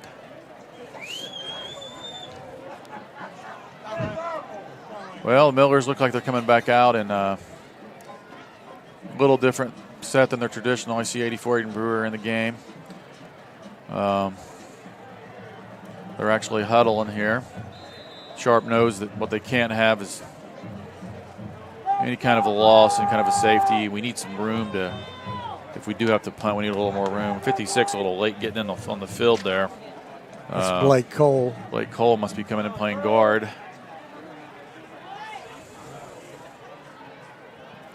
Gawley's under center.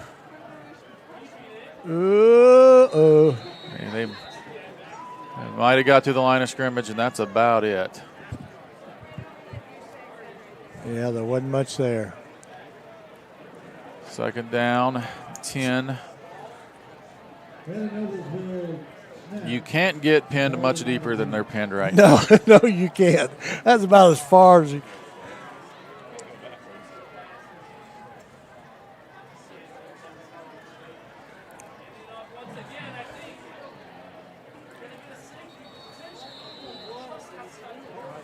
No gain on the play. I believe they gave out to Schaffner. Blake Widgett's coming in the game. Somebody needs to come out. I think Bell. No, he's staying in. Miller seems He to have a looks lot like of he's complaining confusion about right his now. arm here. Did we either have 12 on the field or we played the last two plays with 10, because I did not see anybody come off the field. Oh, dear. They're throwing it up to Widgett. Well, one-on-one, had a chance to get the ball.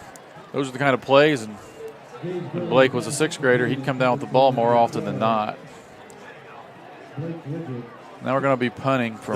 This is not a good spot to be punting from either. You know, and we're down 17. You wonder, do you just take a safety here?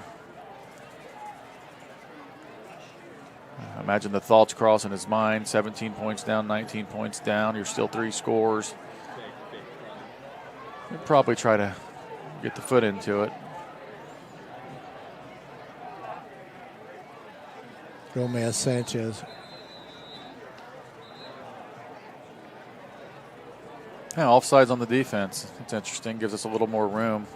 Yeah, it gives him a little bit of space there. Of course, if we'd have got penalized, we wouldn't have given up much. Yeah, that's a risk reward where you almost want to try to draw them off, because what are you going to lose, an inch? Yeah.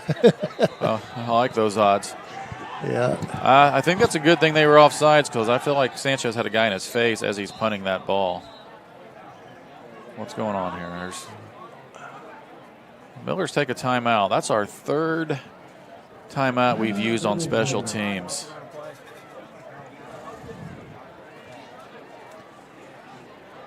It's like Westfield's still up on HSC 28-14 now in the fourth quarter.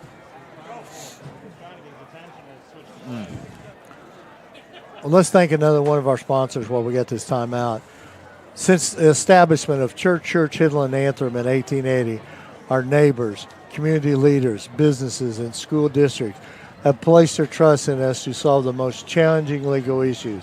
We have a rich history of helping our clients when they need it the most. Give us a call at 317-773-2190.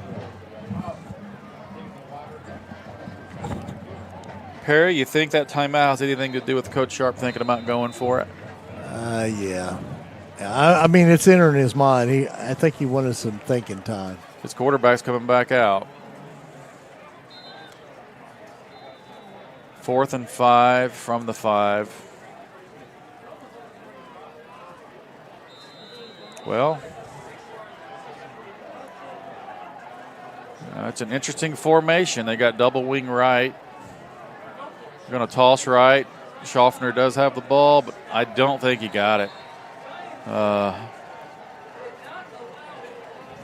The problem was they had the blockers out there, Sean. They didn't block anybody. I hate to say it, but that's it's simply the T formation. Take 2 of your backs, put them on the right wing, and toss it to your fullback, and hope for the best there. So. Didn't work out. No. I was kind of mentioning going for a safety there might not have been the worst call. Yeah. Now you're looking at giving them 7. Yeah. Well, coaches have to make tough decisions. Sometimes you look like a genius. Sometimes they don't work out. And Zionsville's back out in their base formation. You got trips to the wide side. Single receiver up top. My guess is they're going to give it to Price. They're going to try to hit that single receiver on a little hitch. That motion tells me they're going to give it to Price. And they do. He runs over people. He ran.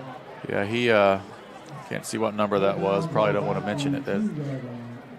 He is a strong physical football player. I mean, we're talking about a kid that his sophomore season gained 1,700 yards. His junior season over 1,300 yards, and he's on his way to a very good year this year. So he's special. Pretty good football player. Second goal from about the 2. Tight ends in motion again. Zionsville's getting a little cute.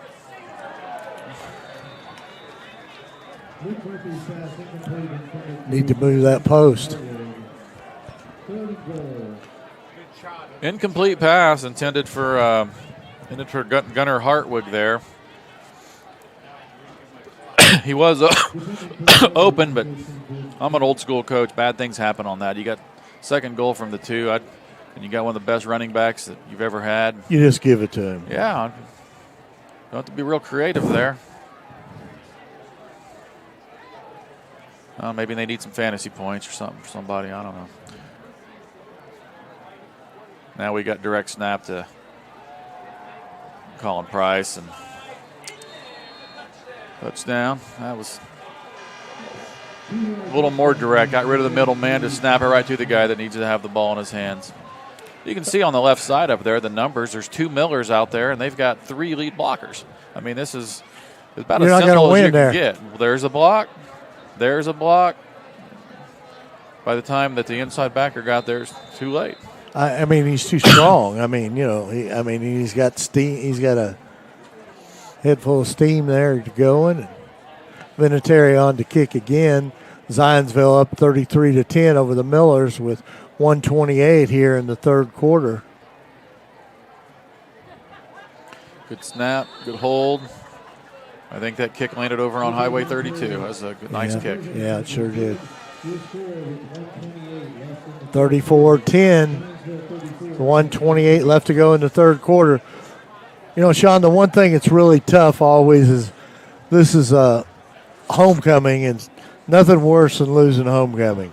Yeah, especially in a way like this. And, you try to choose that homecoming opponent in a game you feel like you got your better chance. And I do believe that, not having Doc Minerding quarterback for 3 games is definitely hurt our team. But Gage Gawley's done a really great job. And the fact is that, the first drive or 2, we're moving the ball at will. It looks like we're not going to have our way with them offensively. And Zionsville made a couple adjustments, and we've really struggled to move the ball. And if you can't run your base plays, your bread and butter plays that like the back of your hand, then you put yourself in a bad spot. Now you're trying to invent things and create things and throw in wrinkles. And it's frustrating as a coach when things just stop working, especially when they were working. Yeah.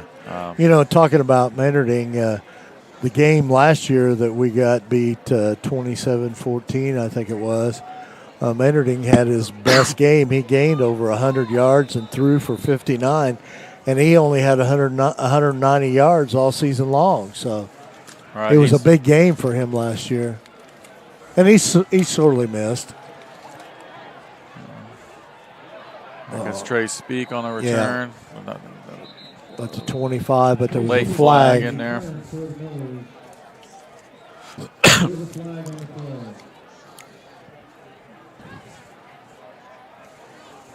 Yeah, Connor Minerding's a leader and against the Millers.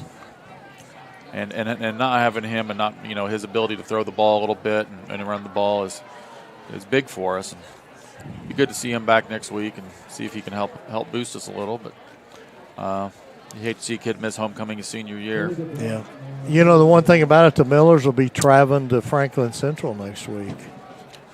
That's a winnable game. They're very similar to Zionsville. They played a real tight game with them last week, and Millers have actually beat Franklin Central the last 2 seasons now. They're a little different with Jason West as their coach, and some good athletes down there. Definitely Jason West is going to make a big difference in that Franklin Central program. Millers starting 1st and 10 from their own 9-yard line, down by 24. Got to make something happen here. It's a little power play to the left. Gain of 3 or 4. 31, That was Brian Sanchez. Gomez Sanchez on the carry, 31. He's a senior. Clock's ticking down here for the third quarter.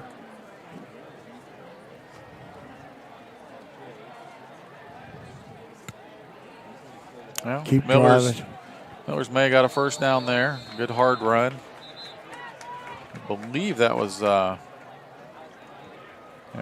wasn't Schaffner. It was Alaric Rogers. Good hard run, first down. Ball up to the 21-yard line.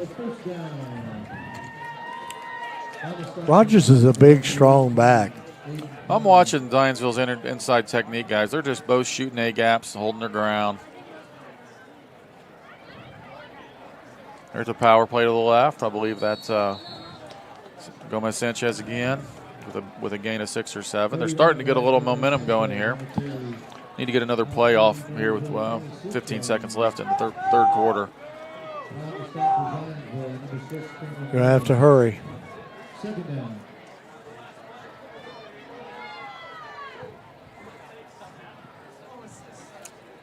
Logan Schaffner on the trap. There he goes. There he goes. Can he outrun number 6? Not this year, but that was one heck of a run. Cameron Mullins ran him down for the Eagles. I don't see any flags on the play. It's nice that we... Here it is again. 25. Again, they're really stacking it in there. We just got to get past that first level. 56-yard run for Schaffner there. I think Logan's got to be close to 200 yards tonight. He's had 3 or 4 really big runs.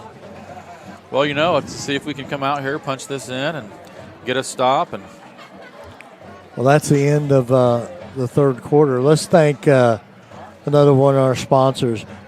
Jamie Carmesino is a full-service hometown realtor who is committed to helping you navigate this real estate market. Have a question about buying or selling your home? Call Carmo at 317-490-3735. What about Blades Audio, Video, and Security? Is Indiana's premier K-12 audio video security provider.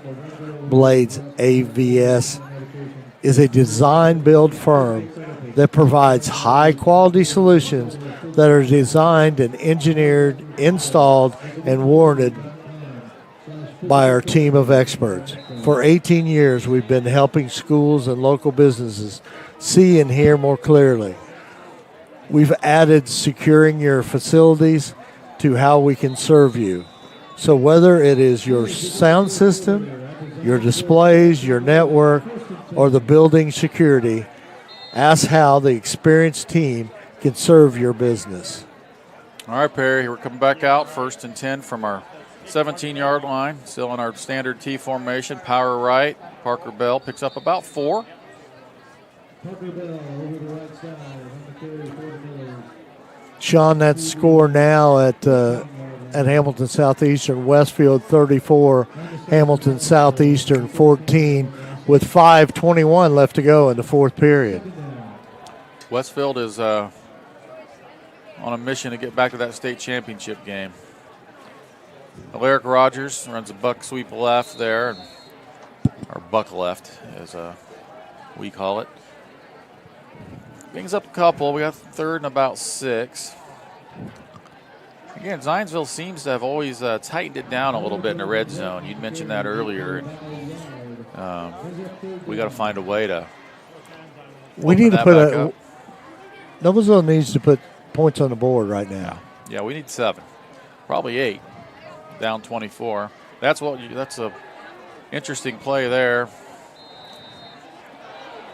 That was a flag on the play there. That was a counter. It looked like a counter to the right, but then it was a boot out pass. Gage Gawley got a little bit of a late shot there by a linebacker for Zionsville. For personal foul on Zionsville. Noblesville gets the benefit of the call there. You really can't hit a quarterback late at all. No. It's funny, even when they make a rule up in the NFL or something, it tends to bleed down all the way to the lower levels, even if it's not really a rule that was made for that level. They protect the quarterbacks. Well, I'm sure Gage Gawley and Coach Sharp aren't too upset about that call right now. I'll take it. It's going to be first and goal from around the 6-yard line.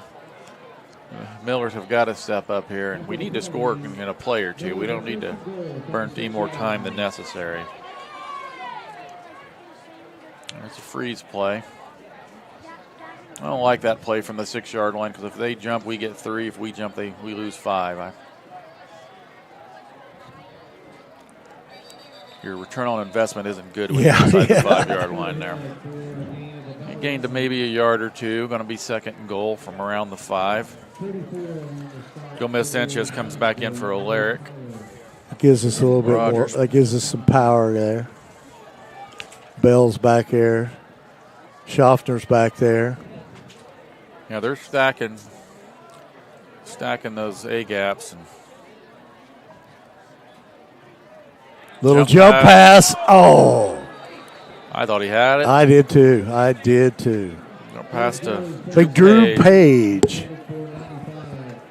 Looked like he had it, then it looked like it was almost picked off. Now we got Alaric coming back in for Bell. I'd be tempted to just give the ball to Alaric here. He proven he can get 3 or 4 yards on his own. And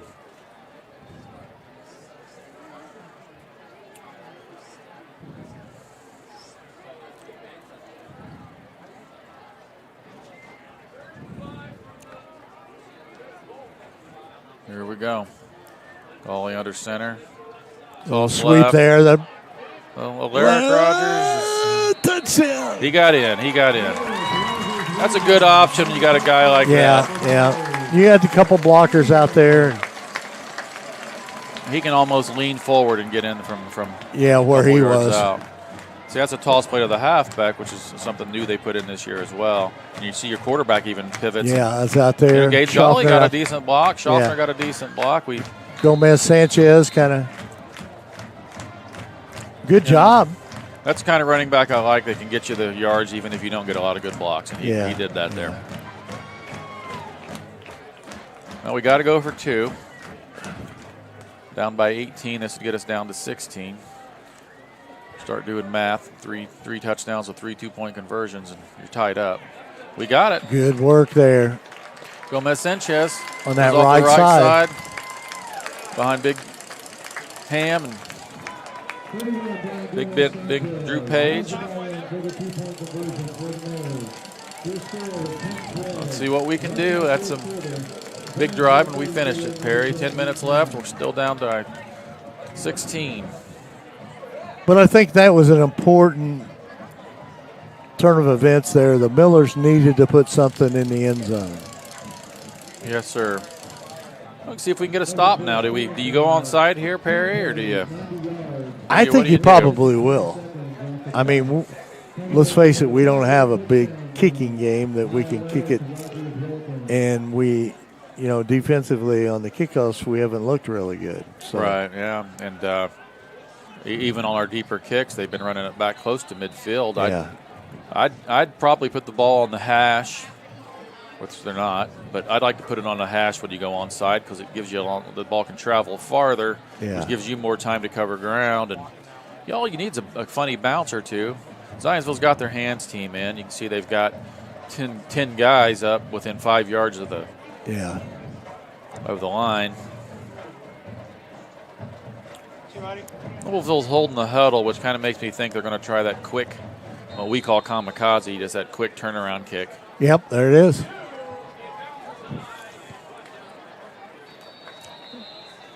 See, the problem with that, though, Perry, is we have our guys stay in the huddle every time until the official blows the whistle. Then they break out of it. Noblesville never does that. So when they hold the huddle there, Zionsville knows something's up. Yeah. So if you always do that and then you break the huddle and you spread out and you kick it, then they may just expect you to do your normal thing. But when you hold your huddle there and that's the only time you've done it, I think Zionsville knew everybody knew what was coming there. But the one thing about it is, it's on the 48-yard line. We've been in that situation several times tonight on a kickoff. So nice little kick, took a nice hop, and for us, and Zionsville's player just made a nice play on it, recovered it, did his job. All right, they're back to 3-by-1. Probably going to look to run the ball, kill some clock. Most definitely there. And there's Snacks and Austin Hastings in there on Gage Bankert. Couldn't get much going. No gain on the play. Looks like Hoffman's coming off the field with maybe an equipment problem. 94 replaces him. Zach Lee.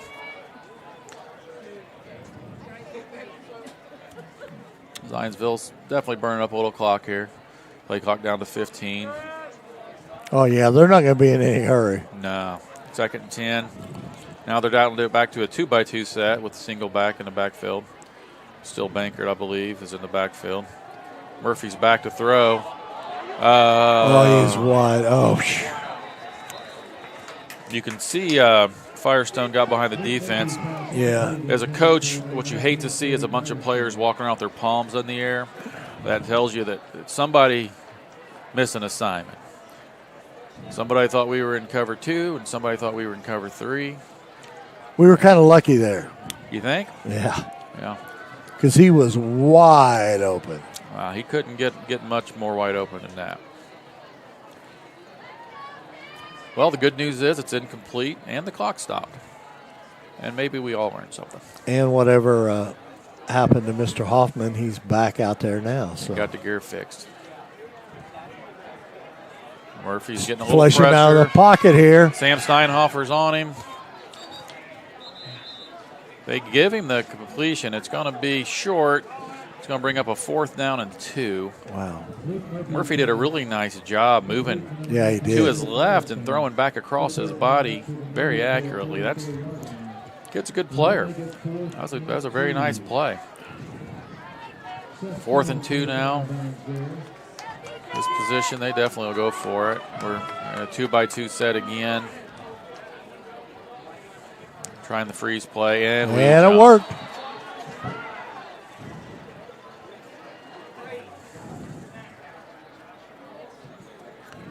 Boy, those are hard to overcome. When you do the things you need to do, get yourself in position to get the ball back. And then you defeat yourself with things that you have repped every day since the 3rd grade, And kids beat themselves up, and all you can do is put your hand on the ground and play the next play.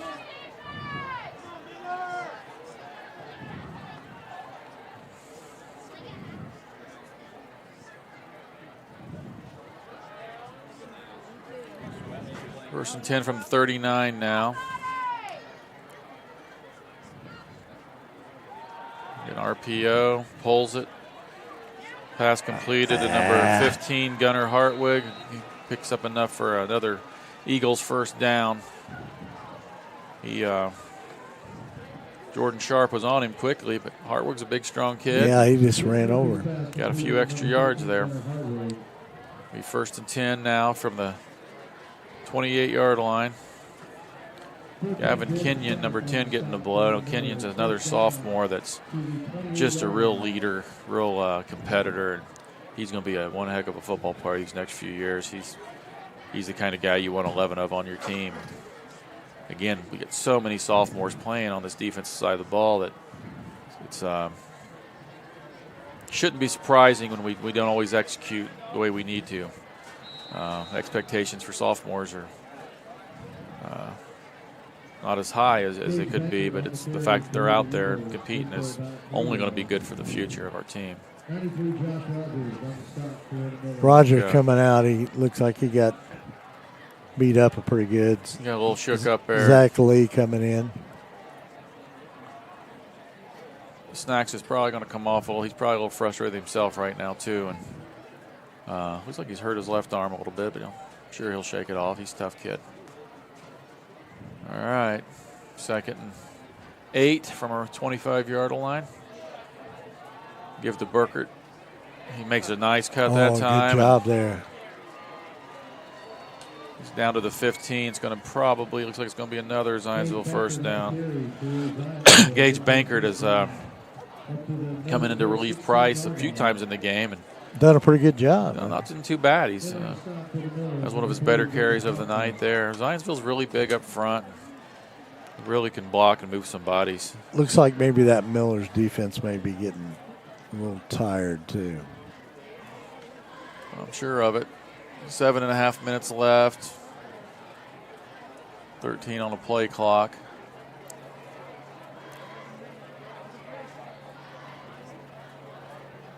Zionsville's back in 2-by-2. Increase back to pass. Firestone, one-on-one. Catches it in the back of the end zone. Touchdown, Eagles. Firestone's had a very good night tonight. He has really been a big difference in this ball game for Zionsville and in the receiving end. He's a big target. A lot of balls seem that they've hit his hands and he bobbles them around a little bit. But he came down with that one. And yeah, for the touchdown.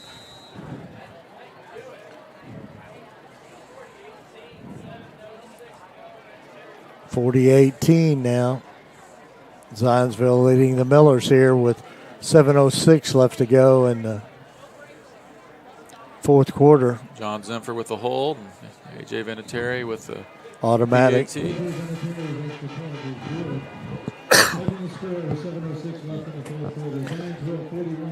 Schwartz Bait and Tackle sells live bait, name brand tackle. We sing fishing. We are progressively becoming the #1 place for all your fishing needs. We are also have been informed fishermen that will give you all you need to catch a fish. We have propane refills, U-Haul rentals, and packing and moving materials. We also rent motorhome rentals. They're on State Road 19, right across the Logan Street Bridge on the right. 41-18, Zionsville leads Noblesville.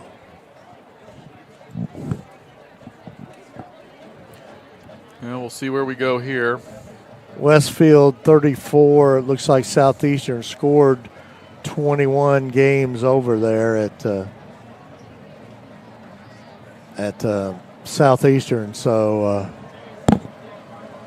Jake Gilbert wins another one as the #2. Westfield keeps rolling right along 5-0 against Southeastern, their first loss. Number 12, Blake Widget, catches it at the 1-yard line, and good hard run back to the 24. Millers will take back over down by 23. 7 minutes to go. Looks like the #1s are staying in.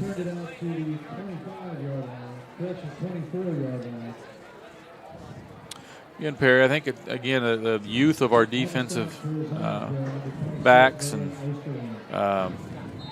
it's kind of been exposed a little tonight against a very good Zionsville team. But the saving grace is you got a lot of sophomores and juniors back there. They're only going to get better. Yeah, you got a great football team there.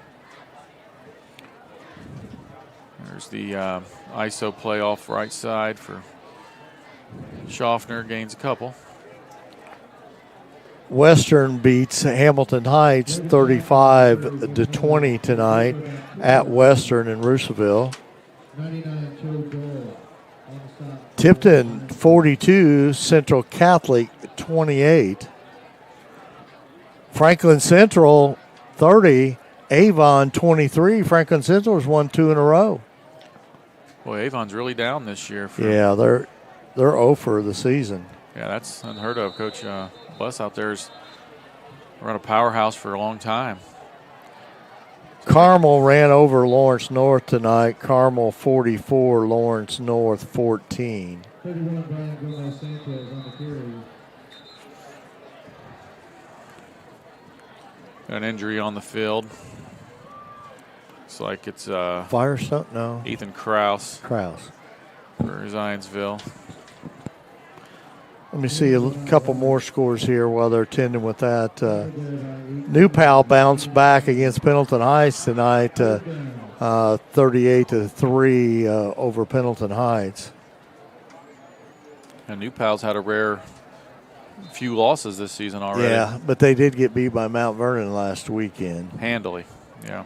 Roncalli 45, Guerin Catholic 21. Brownsburg 39, Fishers 21. Sheridan 50, Clinton Prairie 12. Millers ran a bounce right play there, tried to get the edge, Parker Bell, but a very, very good tackle by Otto Kyler. Again, 44 reminds me of Brian Urlacher out there, just a big guy. And yeah. He really flows well to the ball, and when he gets a hold of you, you're going to get tackled. I've noticed that on film that between Otto Kyler and Owen Rossell, they're 2 inside linebackers, 2 really good football players. And those inside backers are the hardest players to find. There's the punt by Gomez Sanchez. He booms one. Pretty good punt by Gomez Sanchez. Probably the best punt of the season. Yeah, it definitely was, down at the 15-yard line. That was a... Well, 5:02 left here. Zionsville 41, Noblesville 18. It's nearly a 60-yard punt, Perry.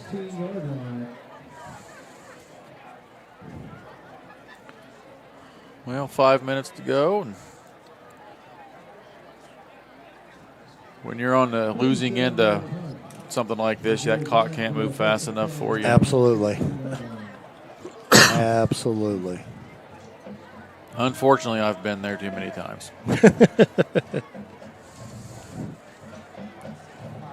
Sean, I really appreciated you broadcasting with us tonight. It's been a lot of fun. You brought a lot of knowledge to the game, and we greatly appreciate that. And I know our viewers out there also do. I hope so. I've enjoyed it. Nothing more I love than Miller football, and I love talking football and sleeping football, everything football. Yeah, right? Too much football, but again, I just think about the impact you can make as a coach on kids, and you try to do better every year and learn ways of making it a good experience. And whether it's 3rd grade or 12th grade, you want these kids to walk away with something, learn how to be a better man, better person, and take it into life. That's and Sean, you have a good story, and that's important for coaches to make a difference in a young man's life, and I know in your situation you had times in your life when you look to your coaches and are still very close to some of them after all these years. Yes, sir. You just got back from Oklahoma doing something for your coach, right? Yes, sir.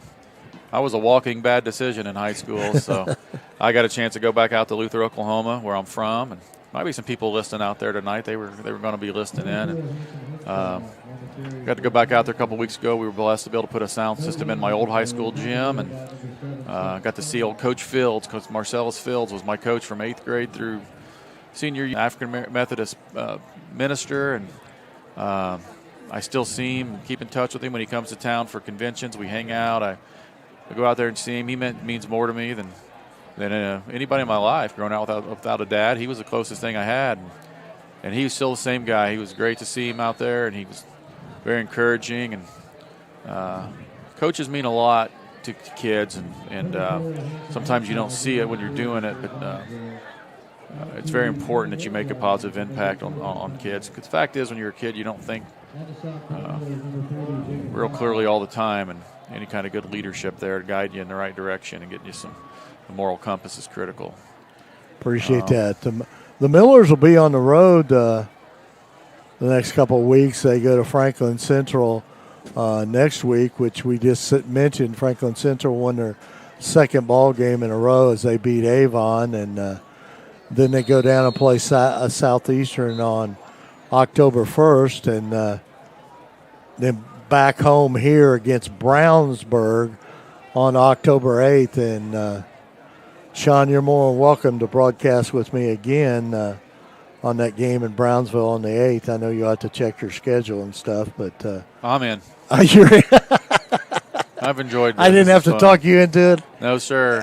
All right, that sounds great. I appreciate it. You got me a bottle of water. And I think that's plenty pay. Yeah. And get a good seat to a football game. Yeah. Oh, how much better on is a it? Friday night, what more would you want? Yes, sir. I'd like the scoreboard to be flip-flop the other way. Yeah. Well, 2:43 left to go here in the ball game. Millers are down 41-18.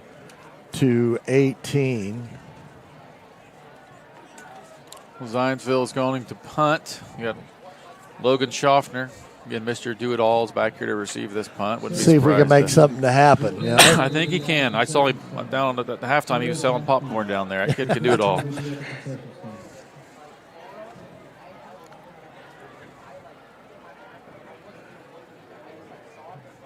Good snap. This is going to be a returnable kick. Let's see what you got, Logan. Kick gets to the left, probably a block in the back on us or some sort of a late hit on them. We'll see.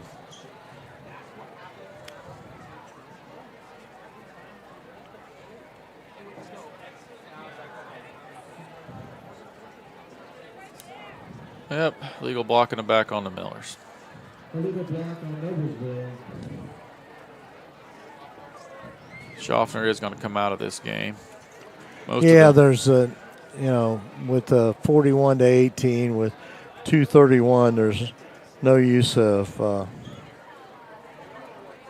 taking a chance on that young man getting hurt, because he's going to be a good one. Yeah, he is a good one. He's only going to get better, right? I did notice when I'm looking through our youth leagues, I'm organizing the drafts and everything every year. He's got a little brother down there in 3rd or 4th grade. I need to get my eyes on that little rascal. You better start watching that. I might see if he can be a player for us in a year or two.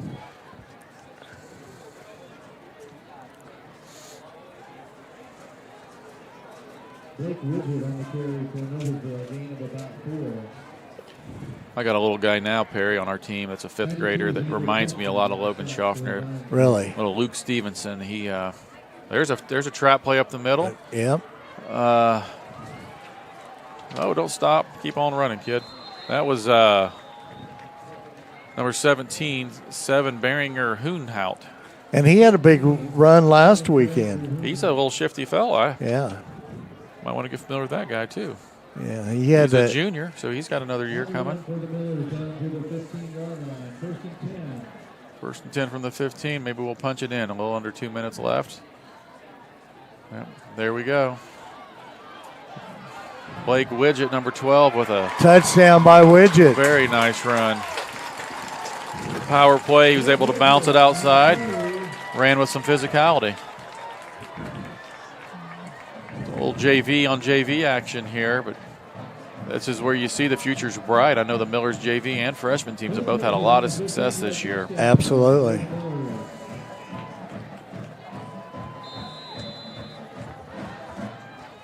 We'll take it. Anything positive is positive. We're going to go for 2.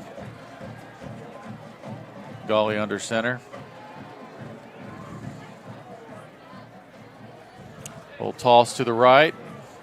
Widget gets in untouched.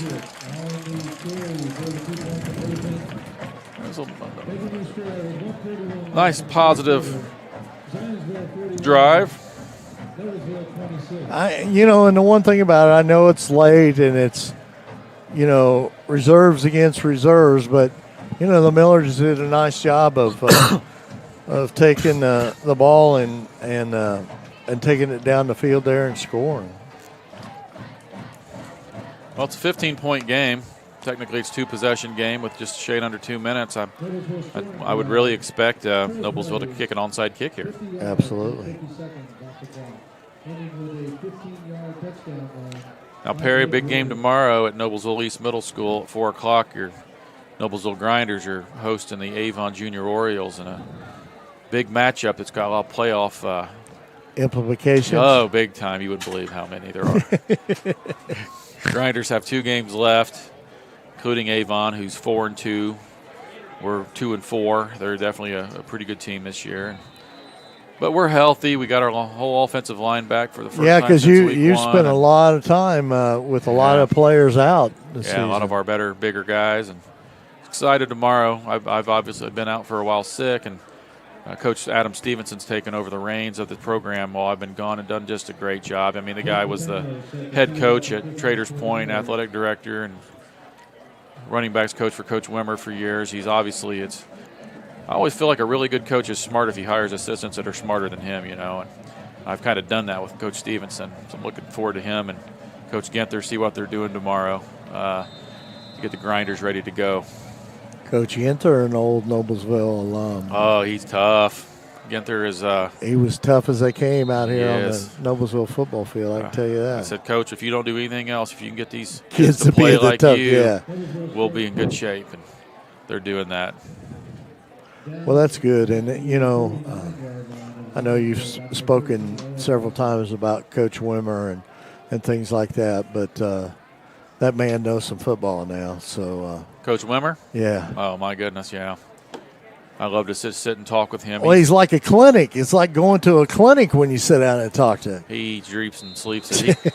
It's funny. He was just helping out we make fun of him in our men's group when we meet, and he was helping out at University of Indianapolis. Yeah, that's pretty cool. He said he was coaching the backup.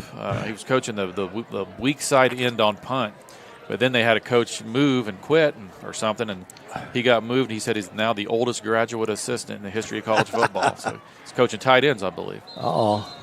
I mean, that guy's so smart. He could coach at any level. Oh, absolutely.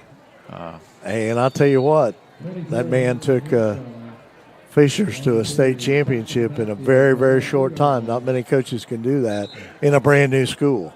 Yeah, that was amazing. And he got them to be just a perennial powerhouse. I mean, they were good every year. Miller's burning a timeout here. You're looking to honestly get the ball back. I appreciate the competitiveness here. Well, I mean, you got to play to the bitter end when you're trying to build a program like we are at Noblesville. Yeah, you don't give up. Brings me to think about getting a couple texts here from former players and parents that I've coached, and brings me thinking about a kid named Shane Story. You don't remember Shane last year played some safety for us? Yeah. I coached Shane from 8th grade or 7th grade on, and he was just a natural Hawks tackler, knew how to tackle, knew how to play the game, and he fought through some tough injuries and a couple tough years not getting a chance to get on the field. And when he finally got his chance last year, it was so great to see him get out there and make some plays and some interceptions, a lot of tackles, and he's one of the great kids. And he showed up at my house the other day, set up a bounce house. He's working, doing that kind of stuff now. Oh, really? Yeah, he's going to be a successful kid. He's a hard worker. Count on him. It's good to see kids after football develop into good young men. Well, that's what it's all about. I mean, Yeah, it's the most important thing you got going. All right, no gain on the play there. 3rd down. Millers burn their final timeout. Let's thank all of our sponsors before we get off the air here. Logan Street Signs and Banners, Noblesville Trophies. Gaylord Electric, Chuck Goodrich, President and CEO. Community Health Network, Church Hiddle and Antrim. Jamie Carmesino, Carpenter Realtor, Blades Audio, Video, and Security. Swartz Bait and Tackle, the Hamilton County Reporter. Well, that was our last time out, Perry. Minute and a half on the clock, or 3rd and 11. Best we can hope for is to stop them and get the ball back with about a minute to go. See what we can do. Yeah, it ain't over till it's over. That's right. Got some new players in the game here. I see Carter Richardson back at safety, number 11. He's Cole Richardson's brother. Those two played for the Grinders back in the day. Very good players.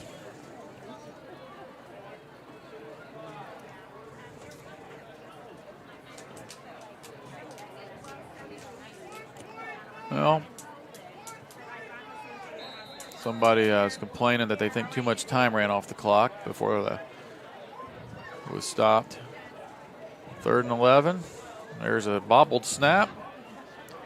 Cameron Wilson trying to get off a block. Gavin Kenyon running a quarterback down. Quarterback smartly stays in bounds. But it's going to bring up a 4th and 10. And looks like the Millers is going to get the football back here. Going to get it back with roughly 35 seconds or so.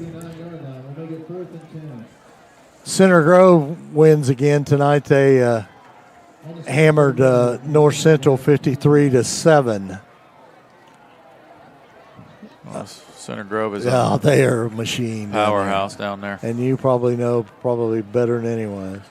They've been great to our program, and they're there for us to help us anything we need. They've been wonderful to youth level.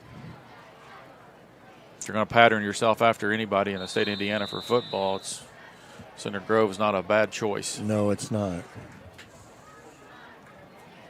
Well, the Millers still holding out lifeline of hope here. Down 15, 4th and 10, right around midfield. Zionsville's going to punt. I would expect Zionsville to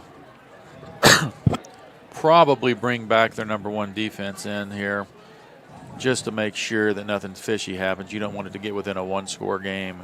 Yeah.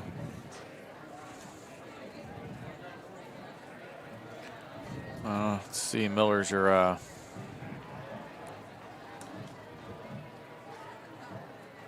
got 11 guys in. I don't see a punt returner, so my guess is they're just going to come after this punt. They are. They're putting the full punt rush on here. Just want to remind all you fans before we go off the air here that Hamilton County TV will be at the girls' soccer field tomorrow with the JV game at 11 o'clock, varsity at 12:30. So check us out on HCTV 1 for girls soccer tomorrow.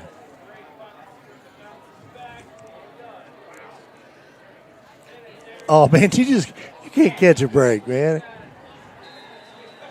Well, that's just kind of the way the games went. Yeah, absolutely. That looked like one of my pitching wedges coming in there, Harry. Perry just... Oh, dear. Just kind of died. Well, we got another chance for a 99-yard run. That's right. And they are bringing in their JV defense, so.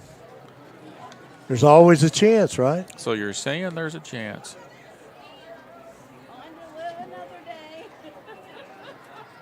Well, I'll tell you what, I'd run trap and hope our guy can bust it out and run 99 yards.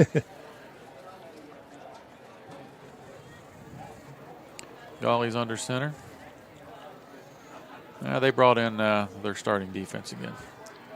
44 and 13 are both in the game. Blake Widget off the right side. Picks up about 5. That might do it. I don't know if the Millers will try to run another play or not. That should do it. That clock's down to 5 seconds. It's a ball game. Well, that's a ball game. Zionsville on top, 41-26 over the Noblesville Millers. I want to thank Sean Blades and and Jim Walford and Will Walford for this broadcast tonight. The Millers are on the road next week against Franklin Central, and then we'll be back here on October the 8th with Brownsburg, and Sean is going to come back and broadcast with me one more game. So this is Perry Williams, and we'll see you next time.